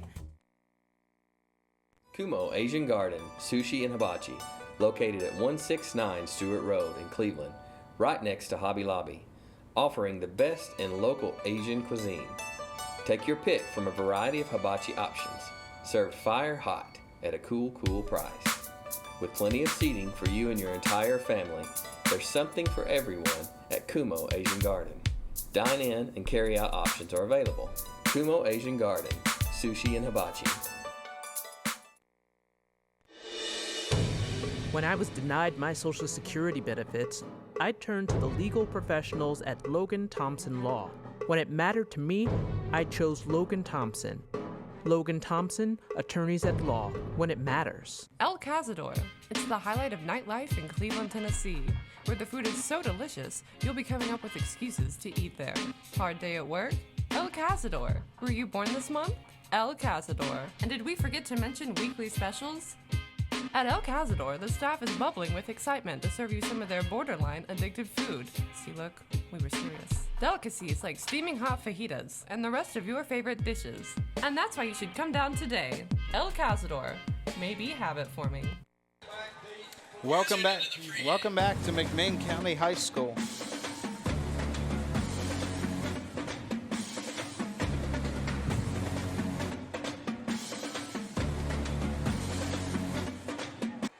Welcome back to McMinn County High School. Sky Ridge Medical Center presents the Game of the Week on WTNB TV. And it's the McMinn County Cherokees leading 21-6 over the McMinn Central Chargers. 6:34 left in the third quarter. Chargers set to kick it off. And that'll be number 8, Matt Wells. Kick, and it'll be taken at the 10-yard line by the Cherokees. 15, 25, 30-yard line. And he'll be hit there, and the Cherokees will take over. So, Chris, that last touchdown was 12 plays, 80 yards for the Chargers, and it was Jordan Brooks, number 1, taking it in from 7 yards out to get the Chargers on the board, and they trail 21-6. Well, we'll see how this McMinn County offense responds to now that they've gone through a little adversity. McMinn Central on the board at this point, and we'll see if McMinn Central's defense picks it up a little bit and can stop Mr. Kempson. Yep. Bradley Hayes out of the shotgun formation. Handoff to Kempson up the middle, and he's hit almost immediately, but he's still able to squirm his way forward for a gain of 2 yards. And, folks, we'd like to go ahead and thank our sponsors once again that allow us to bring great high school football action to you every week here on WTNB TV. Skyridge Medical Center, Logan Thompson Law, Kyle Motors, Tennessee Valley Bone and Joint, and Keystone Solutions. Thank you very much to them for allowing us to do this. Bradley now short pass out in the flat, and it is dropped and incomplete, and he was looking for number 7, Zane Bias. And, Chris, that's a play we've seen them run numerous times with Andre Smith. That time Bias, I think, was looking downfield, looking to run before he actually caught the ball. Yeah, and I think what we heard Coach talk before the game, too, this is a sophomore quarterback, so as you said, we want to kind of get him in rhythm, have some easy passes out in the flat, to build his confidence up during this game, and that's exactly what they've done. Unfortunately, Zane Bias couldn't hold on. Right. Hayes, shotgun formation now, 3rd and 8 from the 33. 5:53 left in the third quarter. See Andre Smith again in the slot. Hayes takes a snap, throws left side, complete, but hit immediately. That'll be a pickup of 2 yards, but he found Chris Knowles again, but Knowles hit immediately, stopped short, and the Cherokees are going to have to punt the ball, Chris. So like you said, the Chargers looking to keep some momentum there after the score, and able to get a big stop right there, and they'll get the ball back. Huge stop there, and we'll see what Jordan Brooks can do on the return here to see if McMinn Central can be put in a good position. Right. There's a snap, end over end kick. It's going to hit. It's going to go out of bounds around midfield. The official marking it down around the 48-yard line. So the Chargers will take over in good field position. We're going to take a quick break. Stick with us for more football action on WTNB TV.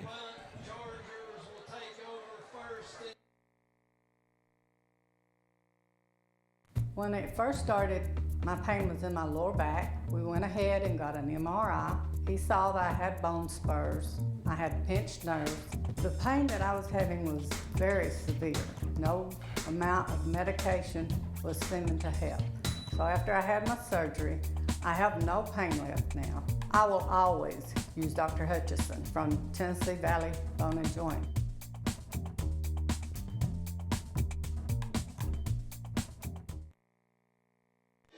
When I was accused of a crime, my liberty was hanging in the balance. My legal rights matter to me, so I went to the professionals at Logan Thompson Law. Logan Thompson, attorneys at law, when it matters.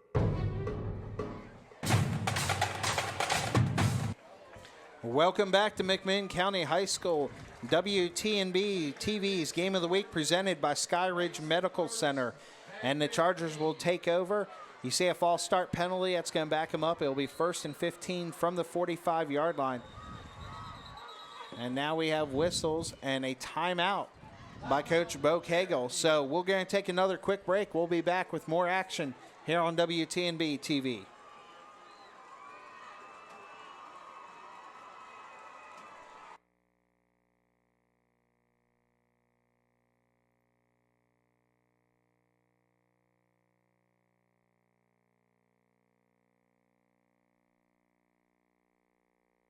Cameron Company Medical Equipment, conveniently located at 175 Sequoia Road in Cleveland, offers a large array of durable medical equipment from power wheelchairs and scooters to walk-in tubs and hospital beds.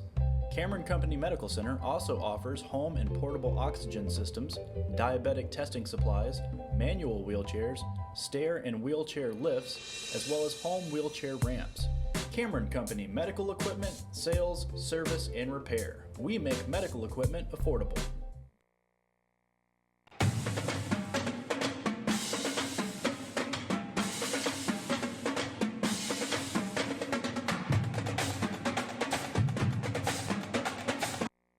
Welcome back to McMinn County High School. WTNB's Game of the Week presented by Skyridge Medical Center. And there you go. You see Jackson Guy on the quarterback keeper, right side, able to get a nice little pickup there, Chris, and get some of that yardage back that they lost on the penalty. Yeah, I think at this point in the game, it's important for them not to get 3rd and long, and picking half that yardage up on first down was huge there. Right, Chargers not out of this game. 4:54 left in the third quarter. Plenty of time left in the ball game. Right now you don't need to do anything crazy on offense. Just keep running the same offense you have. See if you can pick up there some yardage. And then you see a pass play incomplete. The guy was incomplete. He was looking for long there out in the flat. And nice play there, Chris, by the Cherokee defense. Yeah, they've had it. McMinn Central has had it rough through the air tonight. There's been some drop passes, a couple passes that were underthrown. Brings up 3rd and 7 now from the 47-yard line. Right. So Guy will get the call from the sideline here. And, Chris, down 21-6 right here. I'm not going to say you need all 7 of these yards back. You just need to make it manageable, maybe 4th and short. So Guy will go out of the shotgun here. He'll take the snap. He'll look to throw. Nobody open. Scrambles right side. Down the sideline. Great block there. Guy still on his feet. And he'll be knocked out of bounds at about the 37-yard line. And, Chris, a great block by the Chargers offensive line there to spring Guy. I felt that one up here when that happened. Let's see if we can look at the replay. Right here, you're going to see Guy scrambles out. And that's Zane Baxter with the huge. Wow. That's one where you get in the film session tomorrow morning, and the coaches and all your teammates are patting you on the head saying, great block. Yeah, Zane will be talking about that one for a little bit if they win this game. A Guy out of shotgun formation now. He'll look to throw. He scrambles now, nothing open, and he'll be hit for a loss of 3. And, Chris, it's the same basic story we've seen all night. The Cherokees doing a great job, their secondary, of tying up these Charger receivers. Well, I think McMinn Central's been, I guess, most successful when they roll him out. So he has the option to take the end or to pass down the field. One thing that he needs to keep from doing is passing late. Right. The latest update from Walker Valley is 27-27. The Mustangs and the Bears tied in the third quarter. So we'll continue to get updates. Here's Guy. Throws out in the flat. Nice little play there. Jace Johnson on the reception. And Johnson for a pickup of about 6 yards. And that's going to bring up a third. And I'm going to say about 7 from the 35-yard line.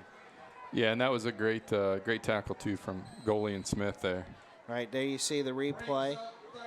Johnson, nice move, but again tackled by a host of Cherokee defenders. All right, so 3rd and 7 from the 34. Guy out of shotgun formation.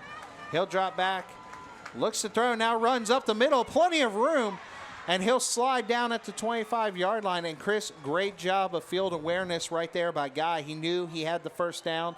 Don't take any extra punishment. Yeah, as the quarterback, too. He did his job. He got the first down going up the middle, and we've seen that a couple times. We saw a big play on that in the first quarter, too, where he went up the middle. I like that little quarterback delay.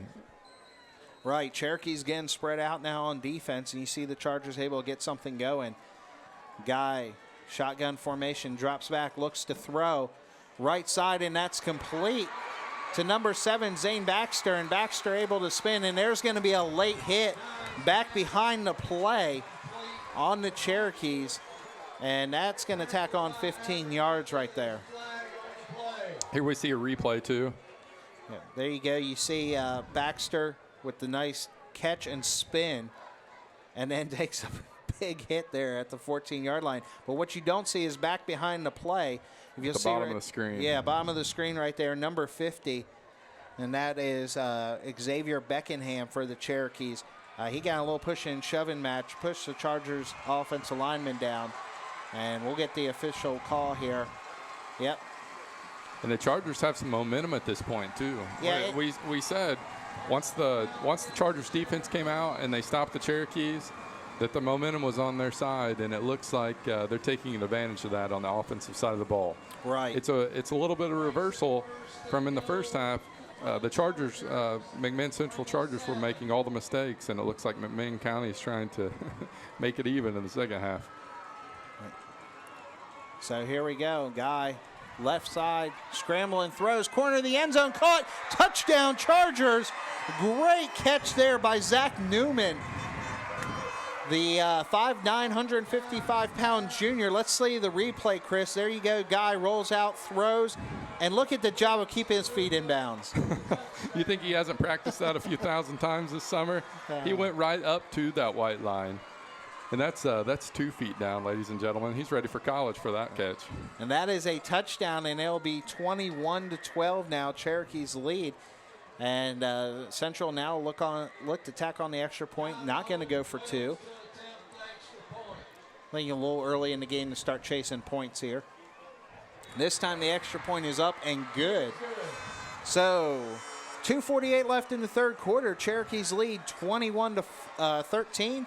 We'll be back with more action here on WTNB's Game of the Week.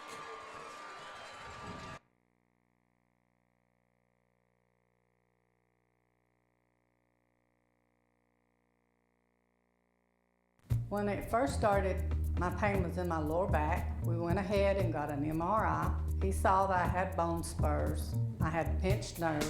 The pain that I was having was very severe. No amount of medication was seeming to help.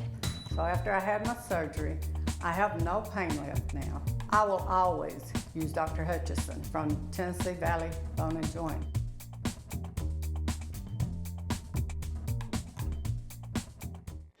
When I was accused of a crime, my liberty was hanging in the balance. My legal rights matter to me, so I went to the professionals at Logan Thompson Law. Logan Thompson, attorneys at law, when it matters. Hello, my name. All right, back at McMinn County. WTNB's Game of the Week presented by Skyridge Medical Center. And Chris, 2:48 in the third quarter, we finally have a ball game. May just live up to the Game of the Week right here.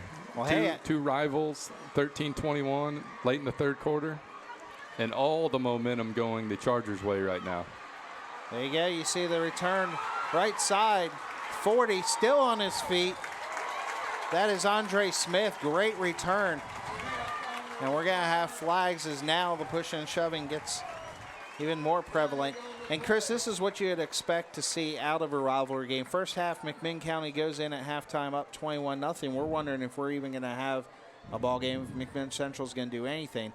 And now it's been all Chargers here so far in the second half. It really has on the offense and defensive side of the ball as well. And you see the replay, great return there by Andre Smith. Look at that, able to break tackles all the way down to 44. I believe it possibly is a face mask, and yes, it is. And he's finally brought down by Logan Carter with the tackle there. Now we're going to have offset and penalties here. So, you know, what you would expect out of a rivalry game. Temper's starting to get a little heated now. You know, everything went the Cherokees' way in the first half, and now they don't like the Chargers just standing up and answering back here. And you can see a few of the players talking back and forth across the line now. These two teams know what this is all about, the rivalry game, and they are pumped up, ladies and gentlemen. This is what we expected when we came here. WTNB's Game of the Week, once again, presented by Skyridge Medical Center. You know that brought the county crowd alive too. Right. We can feel the stands rumbling on this side of the stands. All right, Hayes out of the shotgun for the Cherokees. He'll take the snap and he'll hand off to Kimpson straight up the middle, and Kimpson able to take it out 4 yards close to midfield. I'll bring up about 2nd and 7. Everybody knows when they come to McMinn County what kind of ball game they're going to get. A very physical game. They know the crowd's going to be loud and into it. Well, first half, crowd was happy, but really didn't have to get too loud because the Cherokees were in complete control. But now, trying to spur the Cherokees. They really haven't had much to cheer about in the second half so far. So I think that run back kind of livened them up. There's a pass out in the flat, and that's that man, number 3, Andre Smith again. Yeah. He's had a big game so far. I think we're going to have a penalty here, too. Yeah, it looks like it's going to negate a nice gain there by the Cherokees. We'll wait for the call here on the field from our officials who have really done a great job tonight. And other than one play, they really haven't stopped Andre Smith out in the flat, too, when he catches that little that short little pass to get him going. He takes that ball and he immediately runs up the field. Right. Now you see holding is the call now back up the Cherokees. You know, and part of that, Chris, you know, the passes out in the flat and able to run, a lot of that's your offensive line blocking, but more of that is your wide receivers willing to block down the field. Yeah, absolutely. And he didn't really even need that one either. No. Andre Smith didn't even need that block to get those yards he got just now. Yeah, I think Coach Bo Cagle, when offense comes off the field here, they say, hey, guys, if he's already past you, let your man go. You need to keep blocking. All right, so second and looks like 13 for the Cherokees from the 41-yard line. Hayes out of the shotgun, Kimpson to his right. Handoff Kimpson, left side. He'll take it down into the Charger bench, and he'll be knocked out for a gain of about 4 yards. And again, we can't stress enough, this is McMinn County is making the same mistakes that McMinn Central made in the first half. Right. Stupid penalties, loss of yardage. That's what they're doing, more so the penalties. But they're making it a lot easier on both the offense and defense of McMinn Central. Right, and we have a player down for the Chargers, so we're going to use this to take a quick break. We'll be back with more football action on WTNB Game of the Week. Kyle, owner of Kyle Motors. We are located at 802 20th Street Southeast. That's 1 block from Blythe School, 1 block from Dalton Highway. We have a lot of cars on our lot. A lot of them are $5,000 and less. We have great financing. We also have Carfax. If you want to see a copy of the Carfax, all you have to do is ask for it. If you're looking for a car under $5,000, come by and see us. When I was accused of a crime, my liberty was hanging in the balance. My legal rights matter to me, so I went to the professionals at Logan Thompson Law. Logan Thompson, attorneys at law when it matters. El Cazador. It's the highlight of nightlife in Cleveland, Tennessee, where the food is so delicious, you'll be coming up with excuses to eat there. Hard day at work? El Cazador. Were you born this month? El Cazador. And did we forget to mention weekly specials? At El Cazador, the staff is bubbling with excitement to serve you some of their borderline addictive food. See, look, we were serious. Delicacies like steaming hot fajitas and the rest of your favorite dishes. And that's why you should come down today. El Cazador. Maybe have it for me. I've been a dancer for about 12 years, and about a year ago I started having severe pain in my hips and also in my right shoulder blade. Dr. McCartney has helped me increase my flexibility because he's worked on realigning my hips. He's also put my ribs back in place because they slip out a lot. Because my bones are actually in line now,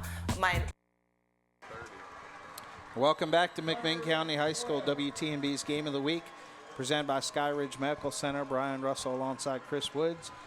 And 3rd and 12 for the Cherokees from the 43-yard line. Bradley Hayes, shotgun formation, looks to throw now across the middle, throws high. Oh, that's intercepted. And intercepted. I was going to say nearly picked off, but it was. Demise Bradley, excuse me, that was Zach Newman. Zach Newman, yes. Great interception by him off of the deflection. Let's take a look at the replay, Chris. He throws high, and there you see number 14, Bradley Pinnell with the deflection. And number 6, Zach Newman, able to haul in the interception. So that looks like a clean catch to me, and I'm 3 for 3, so I'm pretty sure I'm going to be 4 for 4 there since there's no replay. Zach Newman, the 5'9", 155-pound junior, able to come up with the big interception. 21-13 Cherokees lead. 1:35 left in the third quarter. And now a very hot McMinn Central Chargers offense will come back on the field. And just a complete role reversal. I know I keep saying this, but from the first half. It's a mirror image from the first half. All the momentum is with McMinn Central right now. There you see the Chargers going to have to take a timeout to avoid the illegal substitution. So let's go ahead and take a really quick break, and we'll be back with more action. And I'm here to talk to you about my lifelong passion, affordable mattresses and home furnishings. At Mattress and Furniture Expo, we've got you covered. From brand name to brand name, and even more brand names. We've got a wide variety of brand names to cover all the price points you want to hit. And you don't have to deal with Dave trying to take all your money. Here at the Mattress and Furniture Expo, our prices are so comfortable, they'll put you to sleep. But in a good way, of course. After I was injured due to the negligence of a careless driver, it mattered to me that I received the compensation that I was entitled to. When it matters to me, I choose Logan Thompson. Logan Thompson, attorneys at law, when it matters. Welcome back to McMinn County High School. Skyridge Medical Center presents the Game of the Week on WTNB TV. And there you see Guy out of the shotgun, looks to throw. One to throw deep, but now scramble to his right side, and he'll dump it off. And that is going to be complete down the right side. So again, Chris, a very hot Chargers offense. Stays that way as Guy able to, again, make plays with his feet and buy time. Yeah, and great catch by Kimbler on the sideline, too. But McMinn Central, all the momentum. The McMinn County side of the stands, once again, very, very quiet. I mean, there you see a sideline warning on the Cherokees. So we're going to have 2nd and 3 from the 47-yard line. Brian Russell alongside Chris Woods from beautiful McMinn County High School. Great night for high school football. And you see the sideline warning, and that'll be a penalty on the Cherokees. That's going to give the Chargers a first down. So that's not going to make Coach Bokegel happy as you see him down there talking to the referee, shaking his head. He's got to be in a little bit of disbelief in what has happened here so far in the second half. It's only going to take one play to stop that momentum, but somebody's got to make a play on the defense. Right. A very tired McMinn County defense right now needs to step up and make a play somewhere. Guy, shotgun formation, drops back, looks to throw. Pressured now, rolls out to his right. Flag down on the play, and he'll be shoved out of bounds for no gain. Chris will wait to see what the penalty is. Yeah, it looks like we're going to have a hold on McMinn Central there when Jackson Guy was rolling out.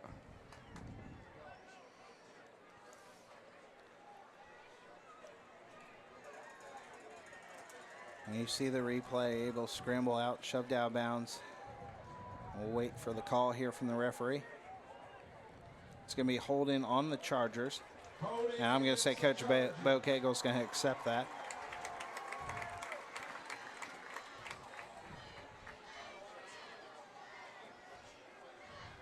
And there's a loss of about 2 on the play. So now.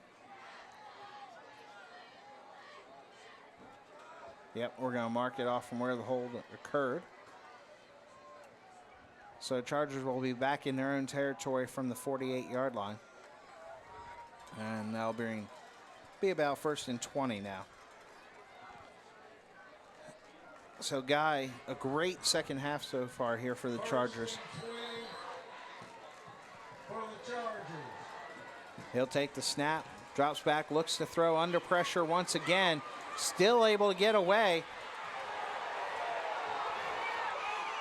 Throws and nobody home, and the McMinn County fans wanted a clip or a hold or a block in the back, whatever you want to call it. But or an intentional grounding, I think, is what they really wanted to end there. They started screaming on that block. They thought it was a block in the back. Let's look at the replay, right? You see Guy able to scramble like he has all night. Great job of staying on his feet. And right here, there's what you want. There was the possible block in the back. Still 2nd and 20 now from the 48. I think the important thing from McMinn County's perspective there is that they got to Guy. Exactly. Guy drops back, looks to throw. Has time. Now rolls out to his left. Looks to throw, throws deep. And that is complete. What a great catch. That is number 80, Trenton Kimbler. Again, the 5'10", 198-pound senior able to make a big play. And we have a Cherokee down on the field. And let me tell you what that was. That was a block out. That was essentially like a block out. That was one guy that was much larger than the other, and he essentially said, I'm going to get this ball. Right. Kimbler doing a good job to shield the defender away. Right here you see nice pass by Guy, and Kimball just kind of going through the defender. And that was number 7, Zane Bias for the Cherokees. They're shaking up on the play. Yeah, great effort by Trenton Kimbler there. Yeah, he just fought through the defender to come back and get that pass. Yeah, and I don't think we've said enough, but Jackson Guy, he almost waits and baits. When two people get near him, he acts like he's going to go forward and immediately backs out, and they cannot catch him. Well, that's the advantage, Chris, of having a senior quarterback. You know, he has been in this offense now for a number of years. He's experienced, you know, whereas McMinn County is going with a sophomore quarterback. And Bradley Hayes has played great tonight. Don't take anything away from him. But you see the experience of a senior like Guy, able to have the patience, knowing when to get rid of the ball. Well, and they're just asked to do two different things, too. Right. It's two different offenses. The request of both quarterbacks completely different out of these two teams.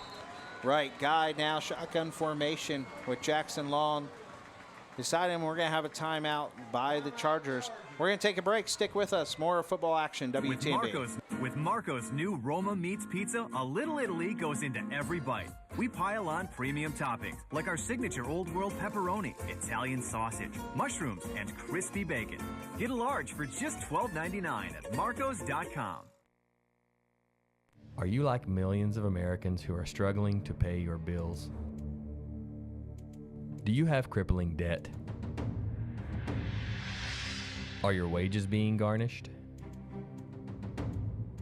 Are your bank accounts being levied? You need a solution. You need Pollo Loco. Get the best Pollo Loco in town at Tres Hermanos. Pollo Loco, the real solution. I was having trouble sleeping at night. I couldn't be comfortable on my right shoulder or my left shoulder.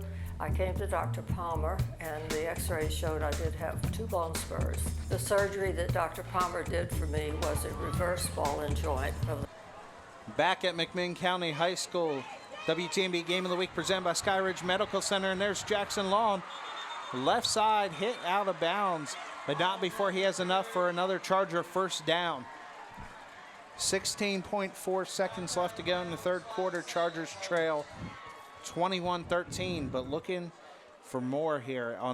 Chargers have been red hot in this third quarter. Oh, and have they? Jackson Guy making all sorts of plays, and now they're getting Jackson Long into it. I love the replay right there. The cheerleaders as they scramble when they see somebody coming at them. Guy, shotgun formation, rolls right side, looking to throw. Now back to his left. He's hit, still on his feet though, and he'll be hit for no gain. So good job that time of the Cherokees of covering downfield. And that's going to do it for the third quarter. 21-13, Cherokees lead the Chargers. Stay tuned for more football action on WTNB Game of the Week. Well, before we'll look at the replay one more time as Jackson Guy scrambles, took the low snap, and just nowhere to go. Back after this.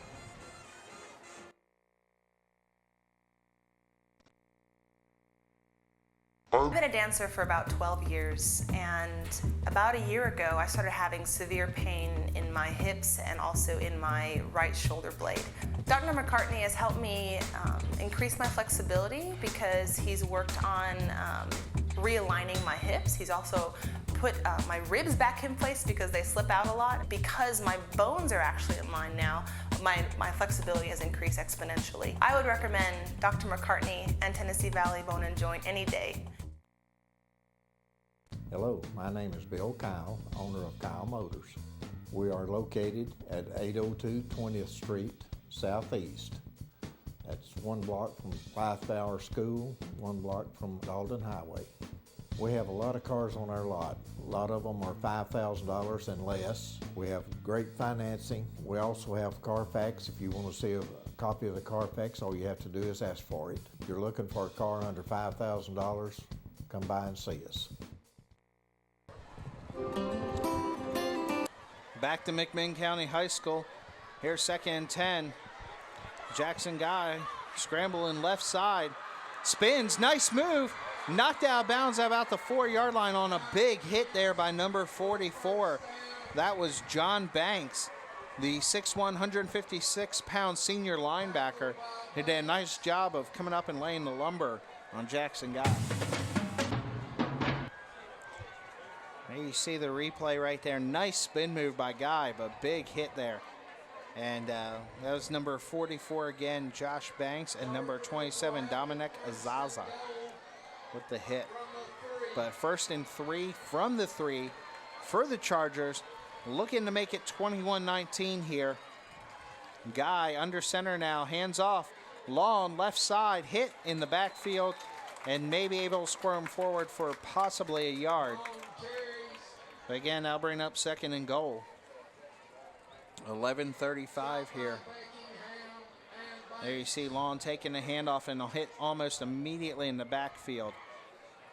That was number 34, Roman Lockmiller, able to get to him first and blow up that play. We'll see if McMinn Central goes back to Jackson Guy running the football here, because they haven't been able to stop him here in the second half thus far. Yeah, pitch out there by Guy. Fumble. That was Jordan Brooks who fumbled on the play. Ball still loose, and it's going to be 3rd down for the Chargers as the Cherokees fell on it, but the ball was squirted free there. So big break for the Chargers there. Let's look at the replay here.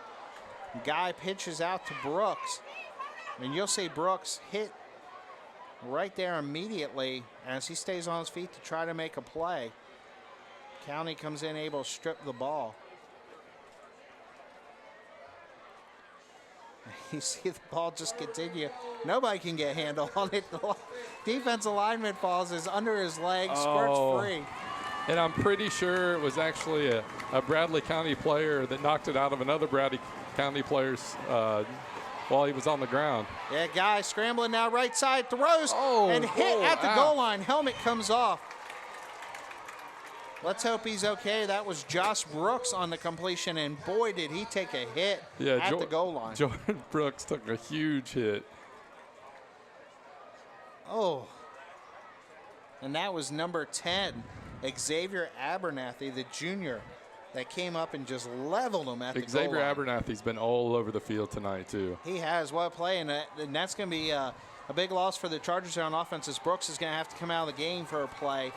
But 4th and goal, and of course the Chargers are going to go for it now as they bring in their goal line package. You'll see Guy will be joined in the backfield by number 44, Hunter Stokes, 5'9", 182-pound senior. Guy will keep it himself, left side. He's going to be hit in the backfield, and no gain.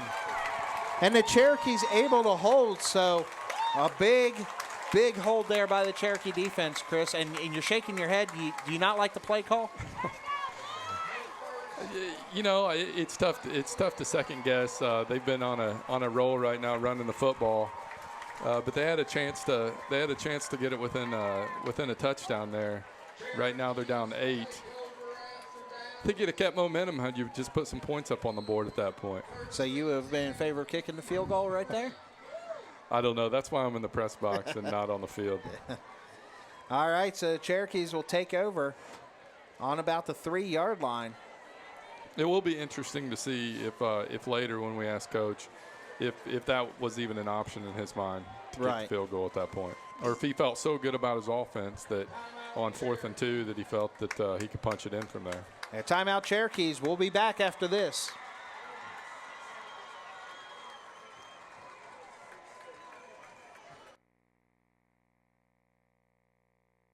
My name is Preston West, owner of Keystone Solutions. We specialize in helping small businesses with their IT needs. We want to be the person that you call and the person that you think of first. I'm Tony Sism, sales manager at Kyle Motors. Come by and pick out your SUV, truck, or car today. If we don't have it, we'll get it for you. Come by at 802 20th Street, Southeast Cleveland, Tennessee, 1 block from Byfire School, 1 block from Dalton Pike. I'm Tony Sism, sales manager of Kyle Motors, home of the $5,000 car.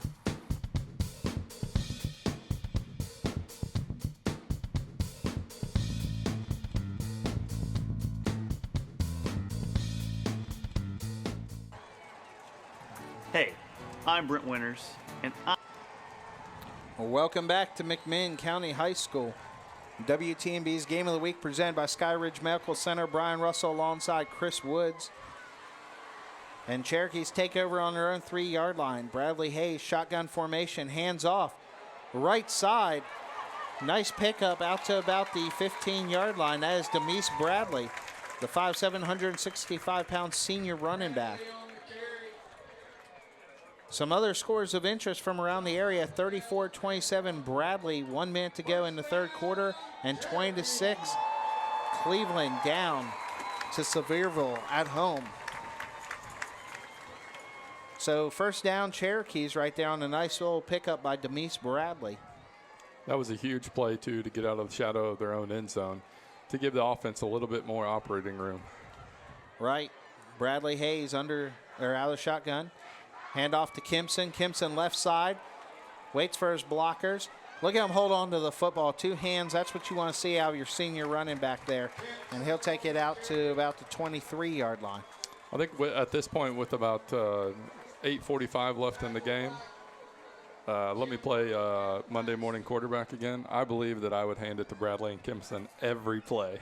So you don't think the Cherokees will be putting the ball in the air anytime soon? We'll see. 8:29 left, fourth quarter. Cherokees lead the Chargers 21-13 and has been a great first game of the season here on WTNB. Glad to have you with us. We hope you tune in all season as we are presented by Skyridge Medical Center. Hayes takes the snap, handoff to Kimson. Kimson looking left side, but stuffed for no gain there. And there you see the McMinn County fans, the student section with the milk jugs. Chris, they've got those milk jugs filled with change, and they have been making some great noise all night. Huge play by Brandon Carter there. Important stop for McMinn Central at this point to try to get that back up momentum.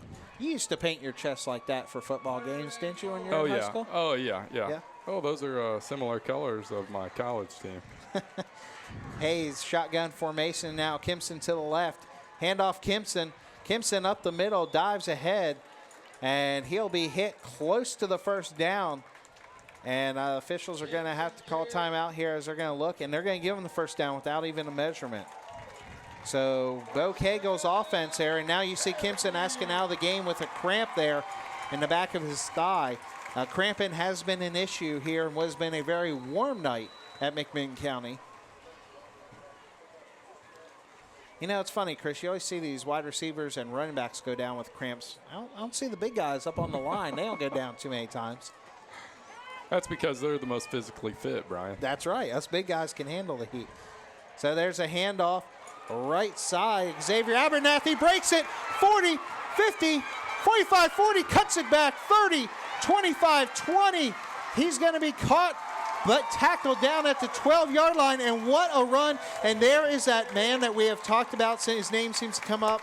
Xavier Abernathy. Whenever the Cherokees have needed a big play, he has been there. Offense and defense. And give credit to Austin Runkles, too, for staying in that play for McMinn Central and running him down to prevent the touchdown. Yeah, that was probably ball game right there if he takes that to the house.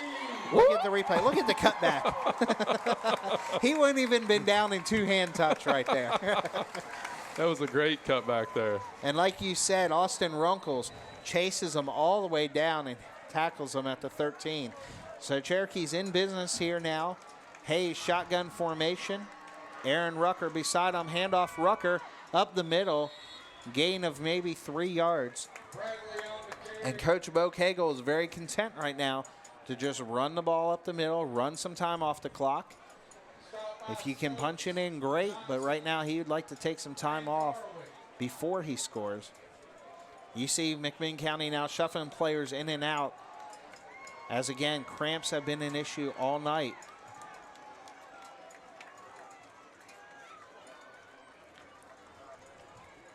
So here we go, 2nd and 7 from the 9, 6:15 left in the ball game. Hayes, shotgun formation. High snap, he'll hand off to Bradley. Bradley up the middle, spins, hit, spins again, and able to carry it down to the 4-yard line. And nice little running play there by Bradley as he's able to shed initial contact and have a nice pickup. Huge, huge, huge third down play for McMinn Central here. Right, and I do not see I was going to say I don't see DJ Kimson You see Kempson coming back off the field. Yep, coming back off the field. Ran out there, but obviously leg not well enough yet. Still cramping up. So Hayes will be flanked by Demise Bradley. Spread formation here. He'll hand off. Bradley up the middle. Hit around the 2-yard line. And Chris, it is decision time for Coach Bo Cagle. Well, there's no decision here. You kick the field goal, then you go up 2 possessions. That's the only thing that you can do at this point. Look down, though. Kempson has got his hands on Cagle's shoulder. We're like, Coach, put me in. I can score. let's end this ball game right now. And I'm sure he's saying, I'm sure you can, son, but let's go up. Let's go up double digits, or 9 points here. And we're going to have a timeout for the measurement here. Chris, opportunity to go 4 for 4. When I was accused of a crime, my liberty was hanging in the balance. My legal rights matter to me, so I went to the professionals at Logan Thompson Law. Logan Thompson, attorneys at law, when it matters. All right, welcome back to McMinn County High School. Cherokees were short. Chris was able to go 4 for 4. You didn't hear him, but he said they were short. So here we go. Bradley now. Bradley Hayes, the sophomore quarterback who has done a great job tonight for the Cherokees. He'll have Demise Bradley in the backfield with him. Coach Bo Cagle on the field trying to signal something. Snap. Bradley up the middle, hit short, dives forward. Are they going to give him the touchdown? Wow. I don't know about that one. Referees are going to say touchdown. Let's look at the replay, though. Here you go, man in motion. You're going to see a handoff to Demise Bradley. And again, hit right at the goal line. He spins, and he reaches the ball out, but doesn't look like it ever gets to the goal line. I thought he had enough for the first down, but the officials gave him the touchdown.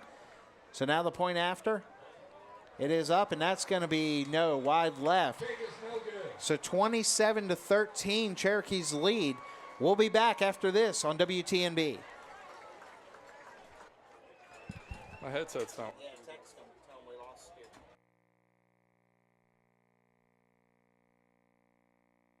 Hey, I'm Brent Winters, and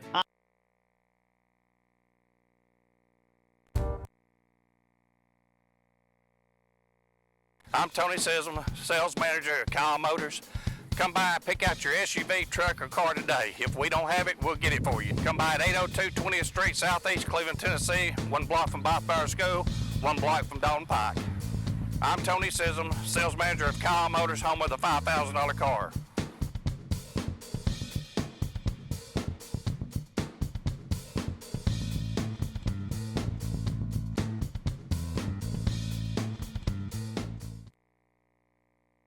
Say, isn't it time you visit Monterey's? Can't decide what to eat? How about some delicious Mexican food at Cleveland's oldest and most refined Mexican restaurant? Bam! That's what you'll say after every bite. Looking to take the family out for a special occasion, like hunger? You know where to go. Monterey's is ready to provide you with the delicious food you crave. Monterey's, because I said so.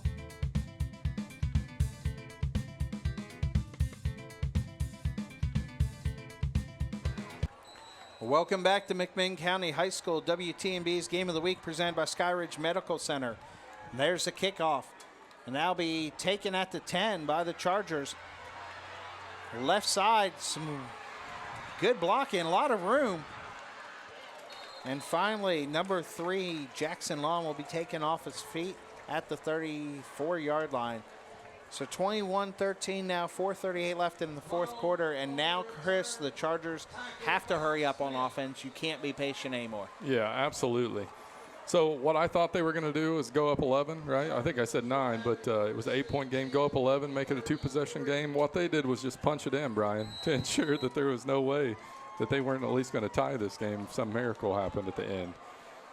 Right, so here comes the Chargers offense on the field. And like we said, they've got to be in hurry-up mode now. They cannot take their time. 4:38 left in this ball game. You have to score, and you have to score quickly. if you're the Chargers. And we've seen them throw it down the field a little bit more here in this second half, successfully too. Right. So we'll see what they do here. Guy looks to throw, scrambles left side. Nice pickup out to the 40, 43-yard line. He's hit and drugged down close to the first down marker.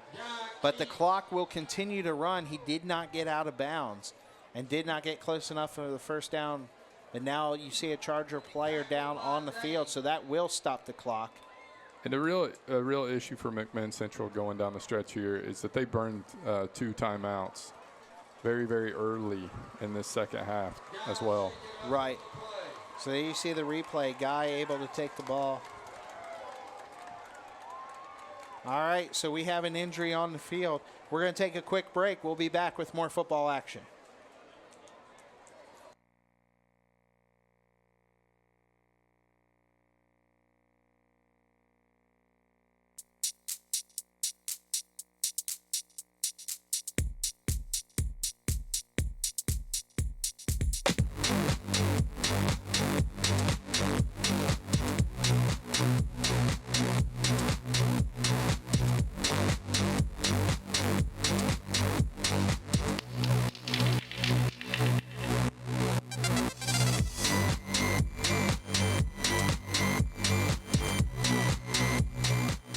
My name is Preston West, owner of Keystone Solutions. We specialize in helping small businesses with their IT needs. We want to be the person that you call and the person that you think of first. I'm Tony Sism, sales manager at Kyle Motors.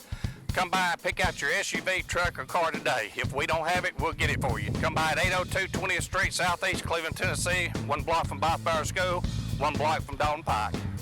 I'm Tony Sism, sales manager of Kyle Motors, home of the $5,000 car.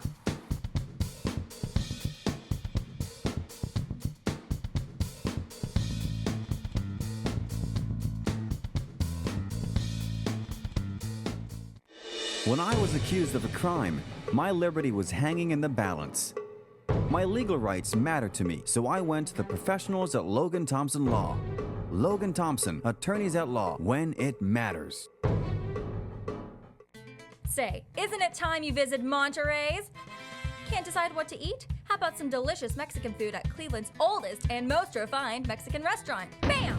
That's what you'll say after every bite. Looking to take the family out for a special occasion, like hunger? You know where to go. Monterey's is ready to provide you with the delicious food you crave. Monterey's, because I said so.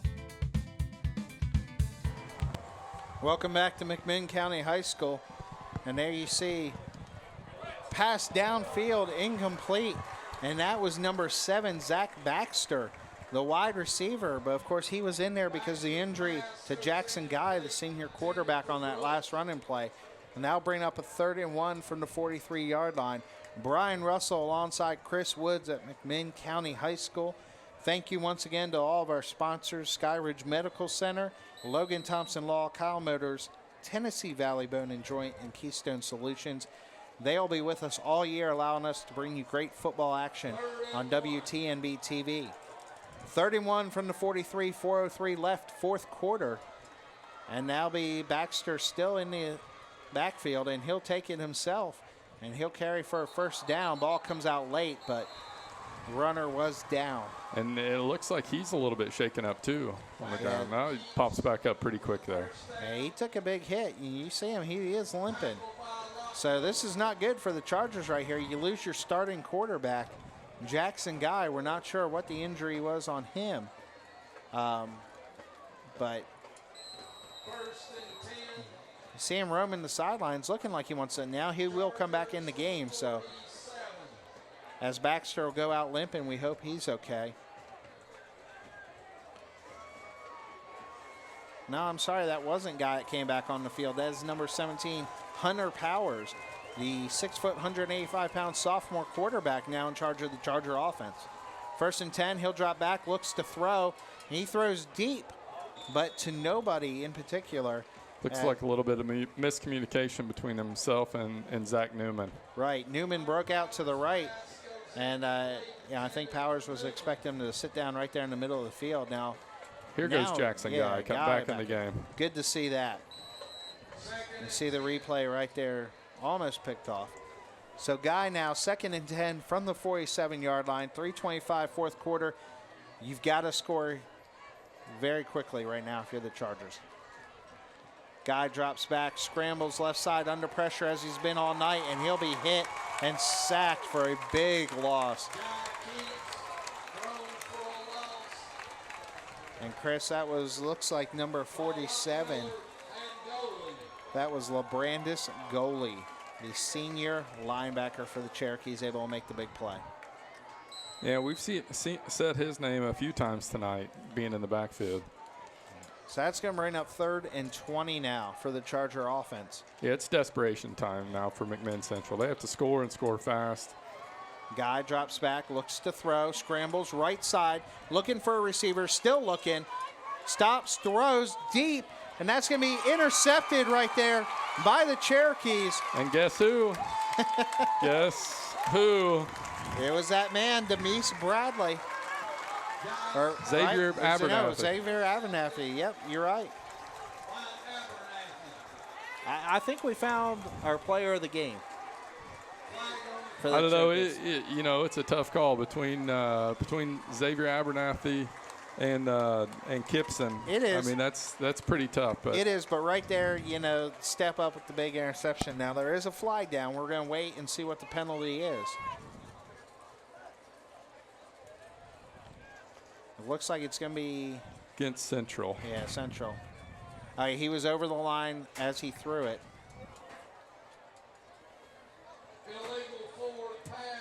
Right. So that is an illegal forward pass, and that'll be declined by McMinn County. That'll be the Cherokees ball still. And then you have a personal foul on top of that against the Chargers. So tack on 15 yards on the return. So, Chris, I believe that may have been ball game right there. Yeah, even had they driven down the field, it would have been tough for McMinn Central because they really had no timeouts. Right? I think they have one timeout left. Excuse me. Yeah, what a great game though by Xavier Abernathy. 6 foot, 155-pound junior defensive back, 2 interceptions in the game, multiple big hits, and a near score. Right. And now with 2:33 left in the ball game, fourth quarter, you are going to get a very steady dose of DJ Kimson. One would think at this point. Glad to see him back in the game, well enough to play at this point. There you go. Hayes handoff to Kimson up the middle, able to hurdle a defender. Look at him carry the Chargers defense with him as he'll be close to a first down at the 26-yard line. I wouldn't be surprised if he tries to go into the score to get the player of the game. I'm sure he's listening to our broadcast right now. Oh, I'm sure all these players are. Again, you can watch the replay of tonight's game tomorrow on WTNB TV. It'll be from 12 to 4 and 4 to 8 it'll play. Brian Russell alongside Chris Woods at McMinn County High School. WTNB's Game of the Week presented by Skyridge Medical Center will be with you every single Friday night. And some Thursdays. Some Thursdays, bringing you the best games in the area. Handoff to Kimson up the middle for no gain. And again, we'd like to thank our sponsors, Skyridge Medical Center, Logan Thompson Law, Kyle Motors, Tennessee Valley Bone and Joint, and Keystone Solutions. Like I said, they will be with us all year, allowing us to bring you great high school football action from around the area every single Friday night and some Thursdays. 2nd and 10 for the Cherokees from the 24-yard line. 1:30 left in the ball game.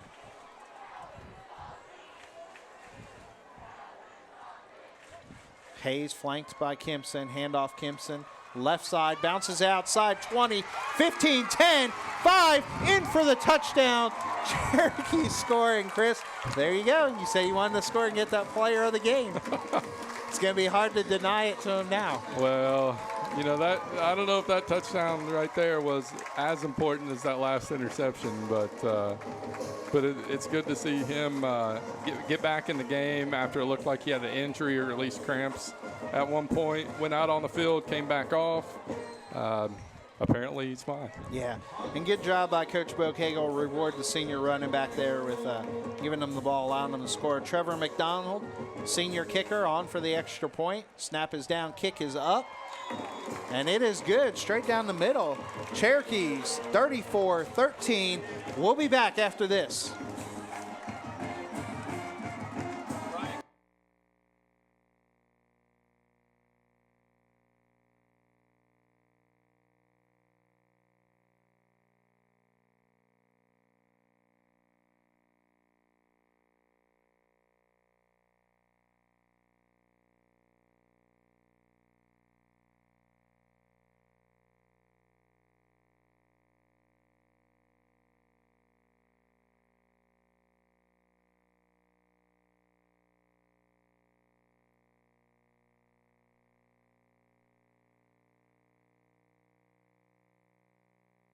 When it first started, my pain was in my lower back. We went ahead and got an MRI.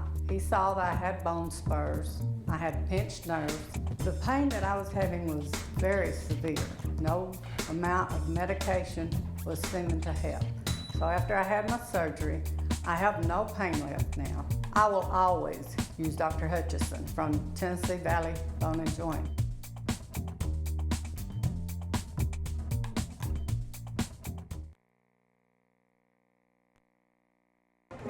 Welcome back to McMinn County High School. Skyridge Medical Center presents WTNB's Game of the Week. The food is so delicious. Brian Russell alongside Chris Woods. Cherokees kickoff, and that is going to go out of bounds. That'll be a penalty. And did we forget to mention 1:16 left in the ball game. At El Cazador, the staff is bubbling with excitement to serve you some of their borderline and And the Cherokees have pretty much wrapped this one up, Chris. The last scoring play came at 1:16, and it was another long touchdown run by the senior run back, DJ Kimson. Yeah, and he's been doing it all night when they've given him the ball. This game got out of hand a little bit at the end, but I was glad to see McMinn Central come back and fight after the first half that they had. Yeah, they made it a game. They were on the 3-yard line, or on the 2-yard line, excuse me, getting ready to score and make it a 2-point ball game. Well, to possibly tie the game. Right. Yeah, right. They were down 8 at that point. And then McMinn County just went on a roll after that. Yeah, I mean, let's give the Chargers credit. You go in the locker room, you're down 21-0, rivalry game, first game of the year. They could have just packed it in. Instead, they come out, they make it a ball game, and unfortunately, it looks like it's not going to be enough. So Jackson Guy, shotgun formation, drops back, looks to throw. A little go route there, stop and go. And he was looking for number 6, Zach Newman, the 5'9", 155-pound junior, and just overthrew him there. But, you know, talk a little bit about Jackson Guy and the night he's had. Well, he was under duress, especially in that first half. McMinn County, I don't know if it was as much anything that McMinn Central did wrong, but McMinn County was in the backfield the entire first half. And in the second half, they adjusted. Jackson Guy used his feet to get out, roll out, and make some huge passes and also some runs. He did a great job. I think he's going to be sore in the morning. Yeah, I think a lot of these players are going to be sore in the morning. There's a lot of hard hits tonight for the first game of the season. Usually you don't see, very first game of the year, you don't see that many hard hits as everybody's still trying to, feel each other out. But, I mean, there's some helmets popping tonight. Yeah, and we're talking about a 21-point game, but we're talking about a 21-point game in which McMinn Central threw an interception near the end zone, turned the ball over on downs at the 2-yard line. Yeah, well, like you said, within 2 yards of possibly tying the game. And there you see Long, quarterback keeper, right side, 50, 45, 40, 35, 30, 25, 20, 15, 10, 5, takes it in, touchdown. Jackson Guy, wow, just as we were talking about his scrambling ability. I think he's feeling better as well. It seems like every player that goes off the field comes back and runs for a long touchdown. There you go. Man, what a play. Let's go ahead and look at the replay, Chris. What do you say? See, he fakes the handoff, and the defense completely goes with number 3, Jackson Long. And Guy just able to cut back, breaks the ankles of the defender right there. Nice little stiff arm, and he is gone. And he does do that well. He had to do that a lot in the first half when he was going around the ends. Using the stiff arm. So as a quarterback, you may not be the largest guy on the field, so you need to utilize that stiff arm. And Jackson Guy definitely does that when he's in the open field. Right, and there you see the extra points good. So 56.8 seconds left, 34-20, Cherokees lead. Back after this.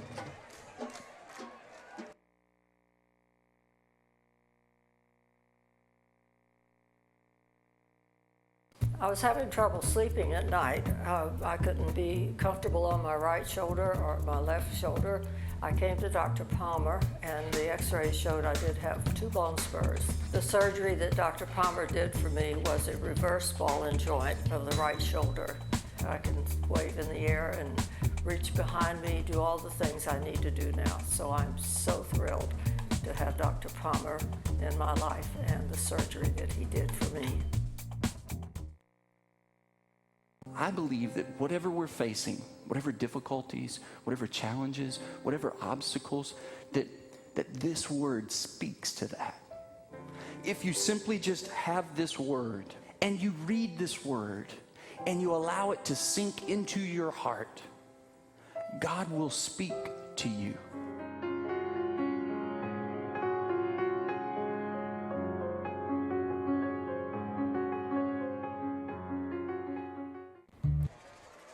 Back at McMinn County High School, WTNB's Game of the Week presented by Skyridge Medical Center. Brian Russell, Chris Woods on what has been a great night of football in Week 1 here in Tennessee.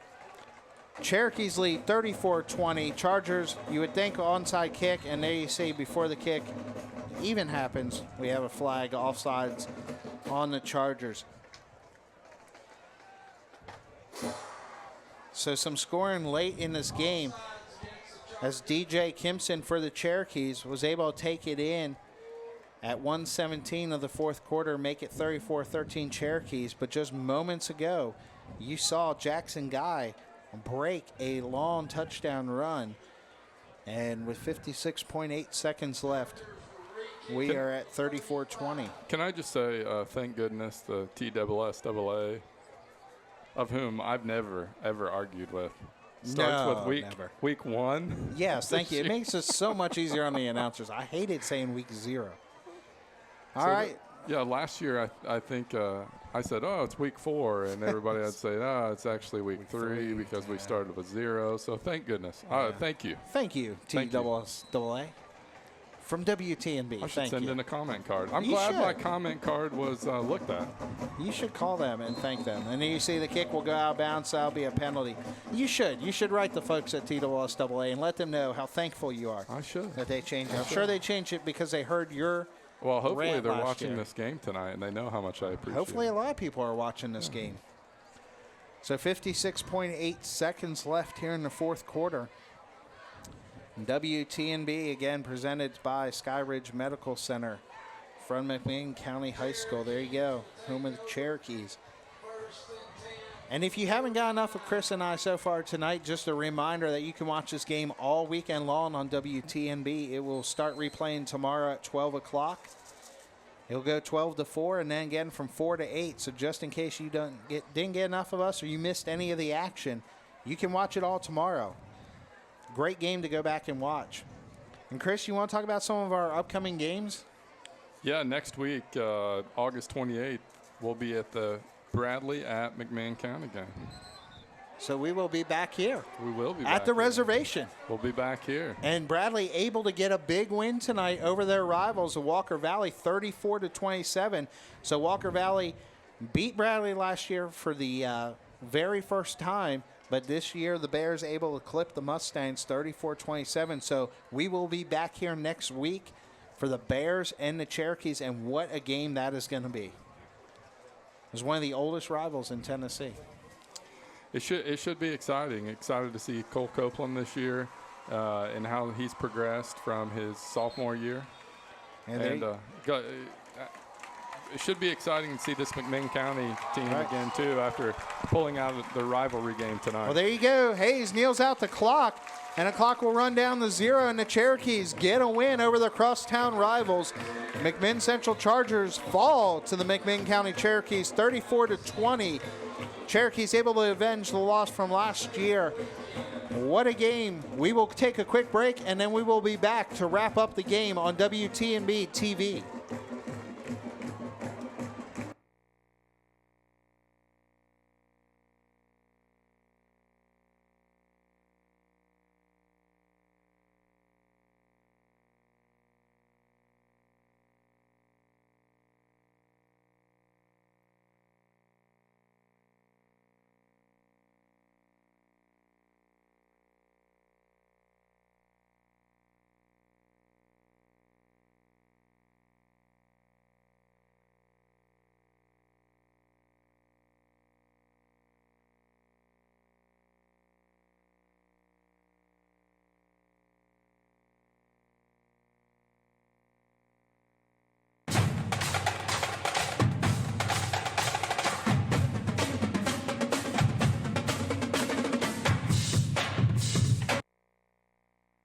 My name is Preston West, owner of Keystone Solutions. We specialize in helping small businesses with their IT needs, whether it's hardware or software or computer issues, servers, networks, kind of anything that's under the IT umbrella is what we take care of. We want to be it, if you will. When people are looking for IT help, we want to be the person that you call and the person that you think of first.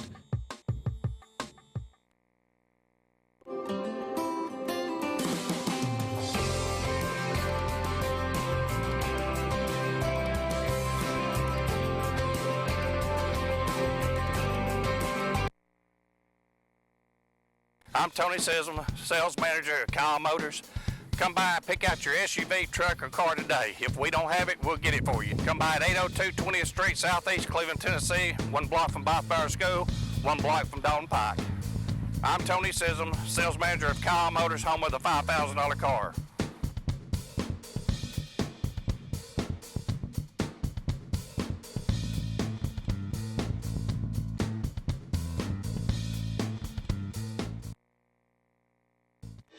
When I was accused of a crime.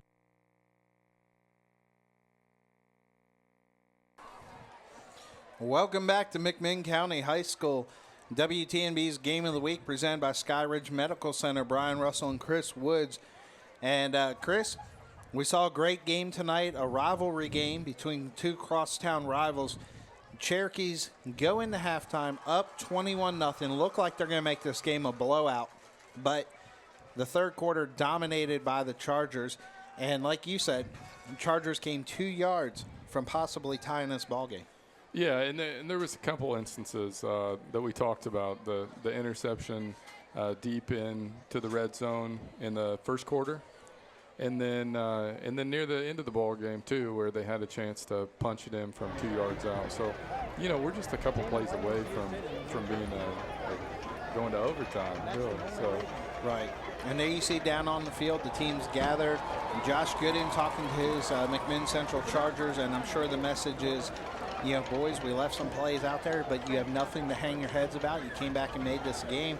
And then Coach Bo Cagle, I'm sure his message to his team is way to avenge last year's loss. Yeah, and McMinn Central, take your hats off to them. They really came out in that second half. Whatever Coach told them at halftime, they really came out in that second half and took it to McMinn. Hi, Coach Cagle. I'm Tatum Brinkman. We're hosting live here at the McMinn High School football game where McMinn has just triumphed over McMinn Central. Coach Cagle, tell me, how proud are you of the performance of your team tonight? Well, it was an emotional battle. You know, we lost players in that third quarter, couldn't get off the field on defense, and we had to fight and struggle to stop them, and then score at the end. You know, it was a big, and that's a backup. You know, that's a guy that hadn't played a whole lot of running back that had come in. We had a bunch of reserves coming in, so I mean, we talk about team effort all the time. We had a literal team effort tonight because so many cramps were going on throughout the game. Now, Coach, last year the streak ended. How good does it feel to know that you're back on track in the lead, especially with a tough rival like Bradley Central coming into play? Yeah, I mean, it wasn't. It's not the fact of losing that game. It's the way we played that game. It wasn't how we play. It wasn't McMinn County football, and to have to live with that for a year was tough. It's tough on me. I know it was tough on those kids. You know, if we play like we did tonight with that kind of effort and lose, I can live with that. Last year we didn't have that effort. Now we've got rivalry county, and then we got probably our oldest rival. We've been playing them for almost 100 years. So this team coming in, this is our big rival, and we got to get up again. Sounds great. Well, good luck, Coach. Thank you so much. This is Tatum Brinkman with WTNB. Come back and see us next weekend. Thanks, Tatum. There you heard Tatum Brinkman with Coach Bo Cagle after the game, and Coach very excited to get the win. Chris, let's go ahead and recap the score. And McMinn County got on the board at 8:22 in the first quarter on a 31-yard touchdown run by Demisa Bradley. That made it 7-0. And then in the second quarter at the 8:42 mark of the second quarter, DJ Kimson made it 14-0. And then that man, DJ Kimson, again in the second quarter with 30.8 seconds to go right before halftime, makes it 21-0. That's where we stood at half. But in the third quarter is actually all the Chargers. 6:34 in the third quarter, 12-play, 80-yard touchdown run. Made it 21-6, and at 2:48 in the third quarter, Chargers able to get on the board again, 21-13. And then they would score, McMinn County would score again, or the Chargers would score 27-13, then Kimson, a long touchdown run, 34-13. Cherokees up, and Chargers able to make the late touchdown on a nice run by quarterback Jackson Guy. So that is the final. As you see some of the replays, again, great night of football here on WTNB. We want to go ahead and thank our primary sponsor, Sky Ridge Medical Center, for setting up all these games. We will have the game of the week sponsored by Sky Ridge Medical Center all year long. The second game this year would be Bradley at The second game would be this year would be Bradley at McMinn County. We'll be right back here next week on August 28th to see Bradley County and McMinn County showdown.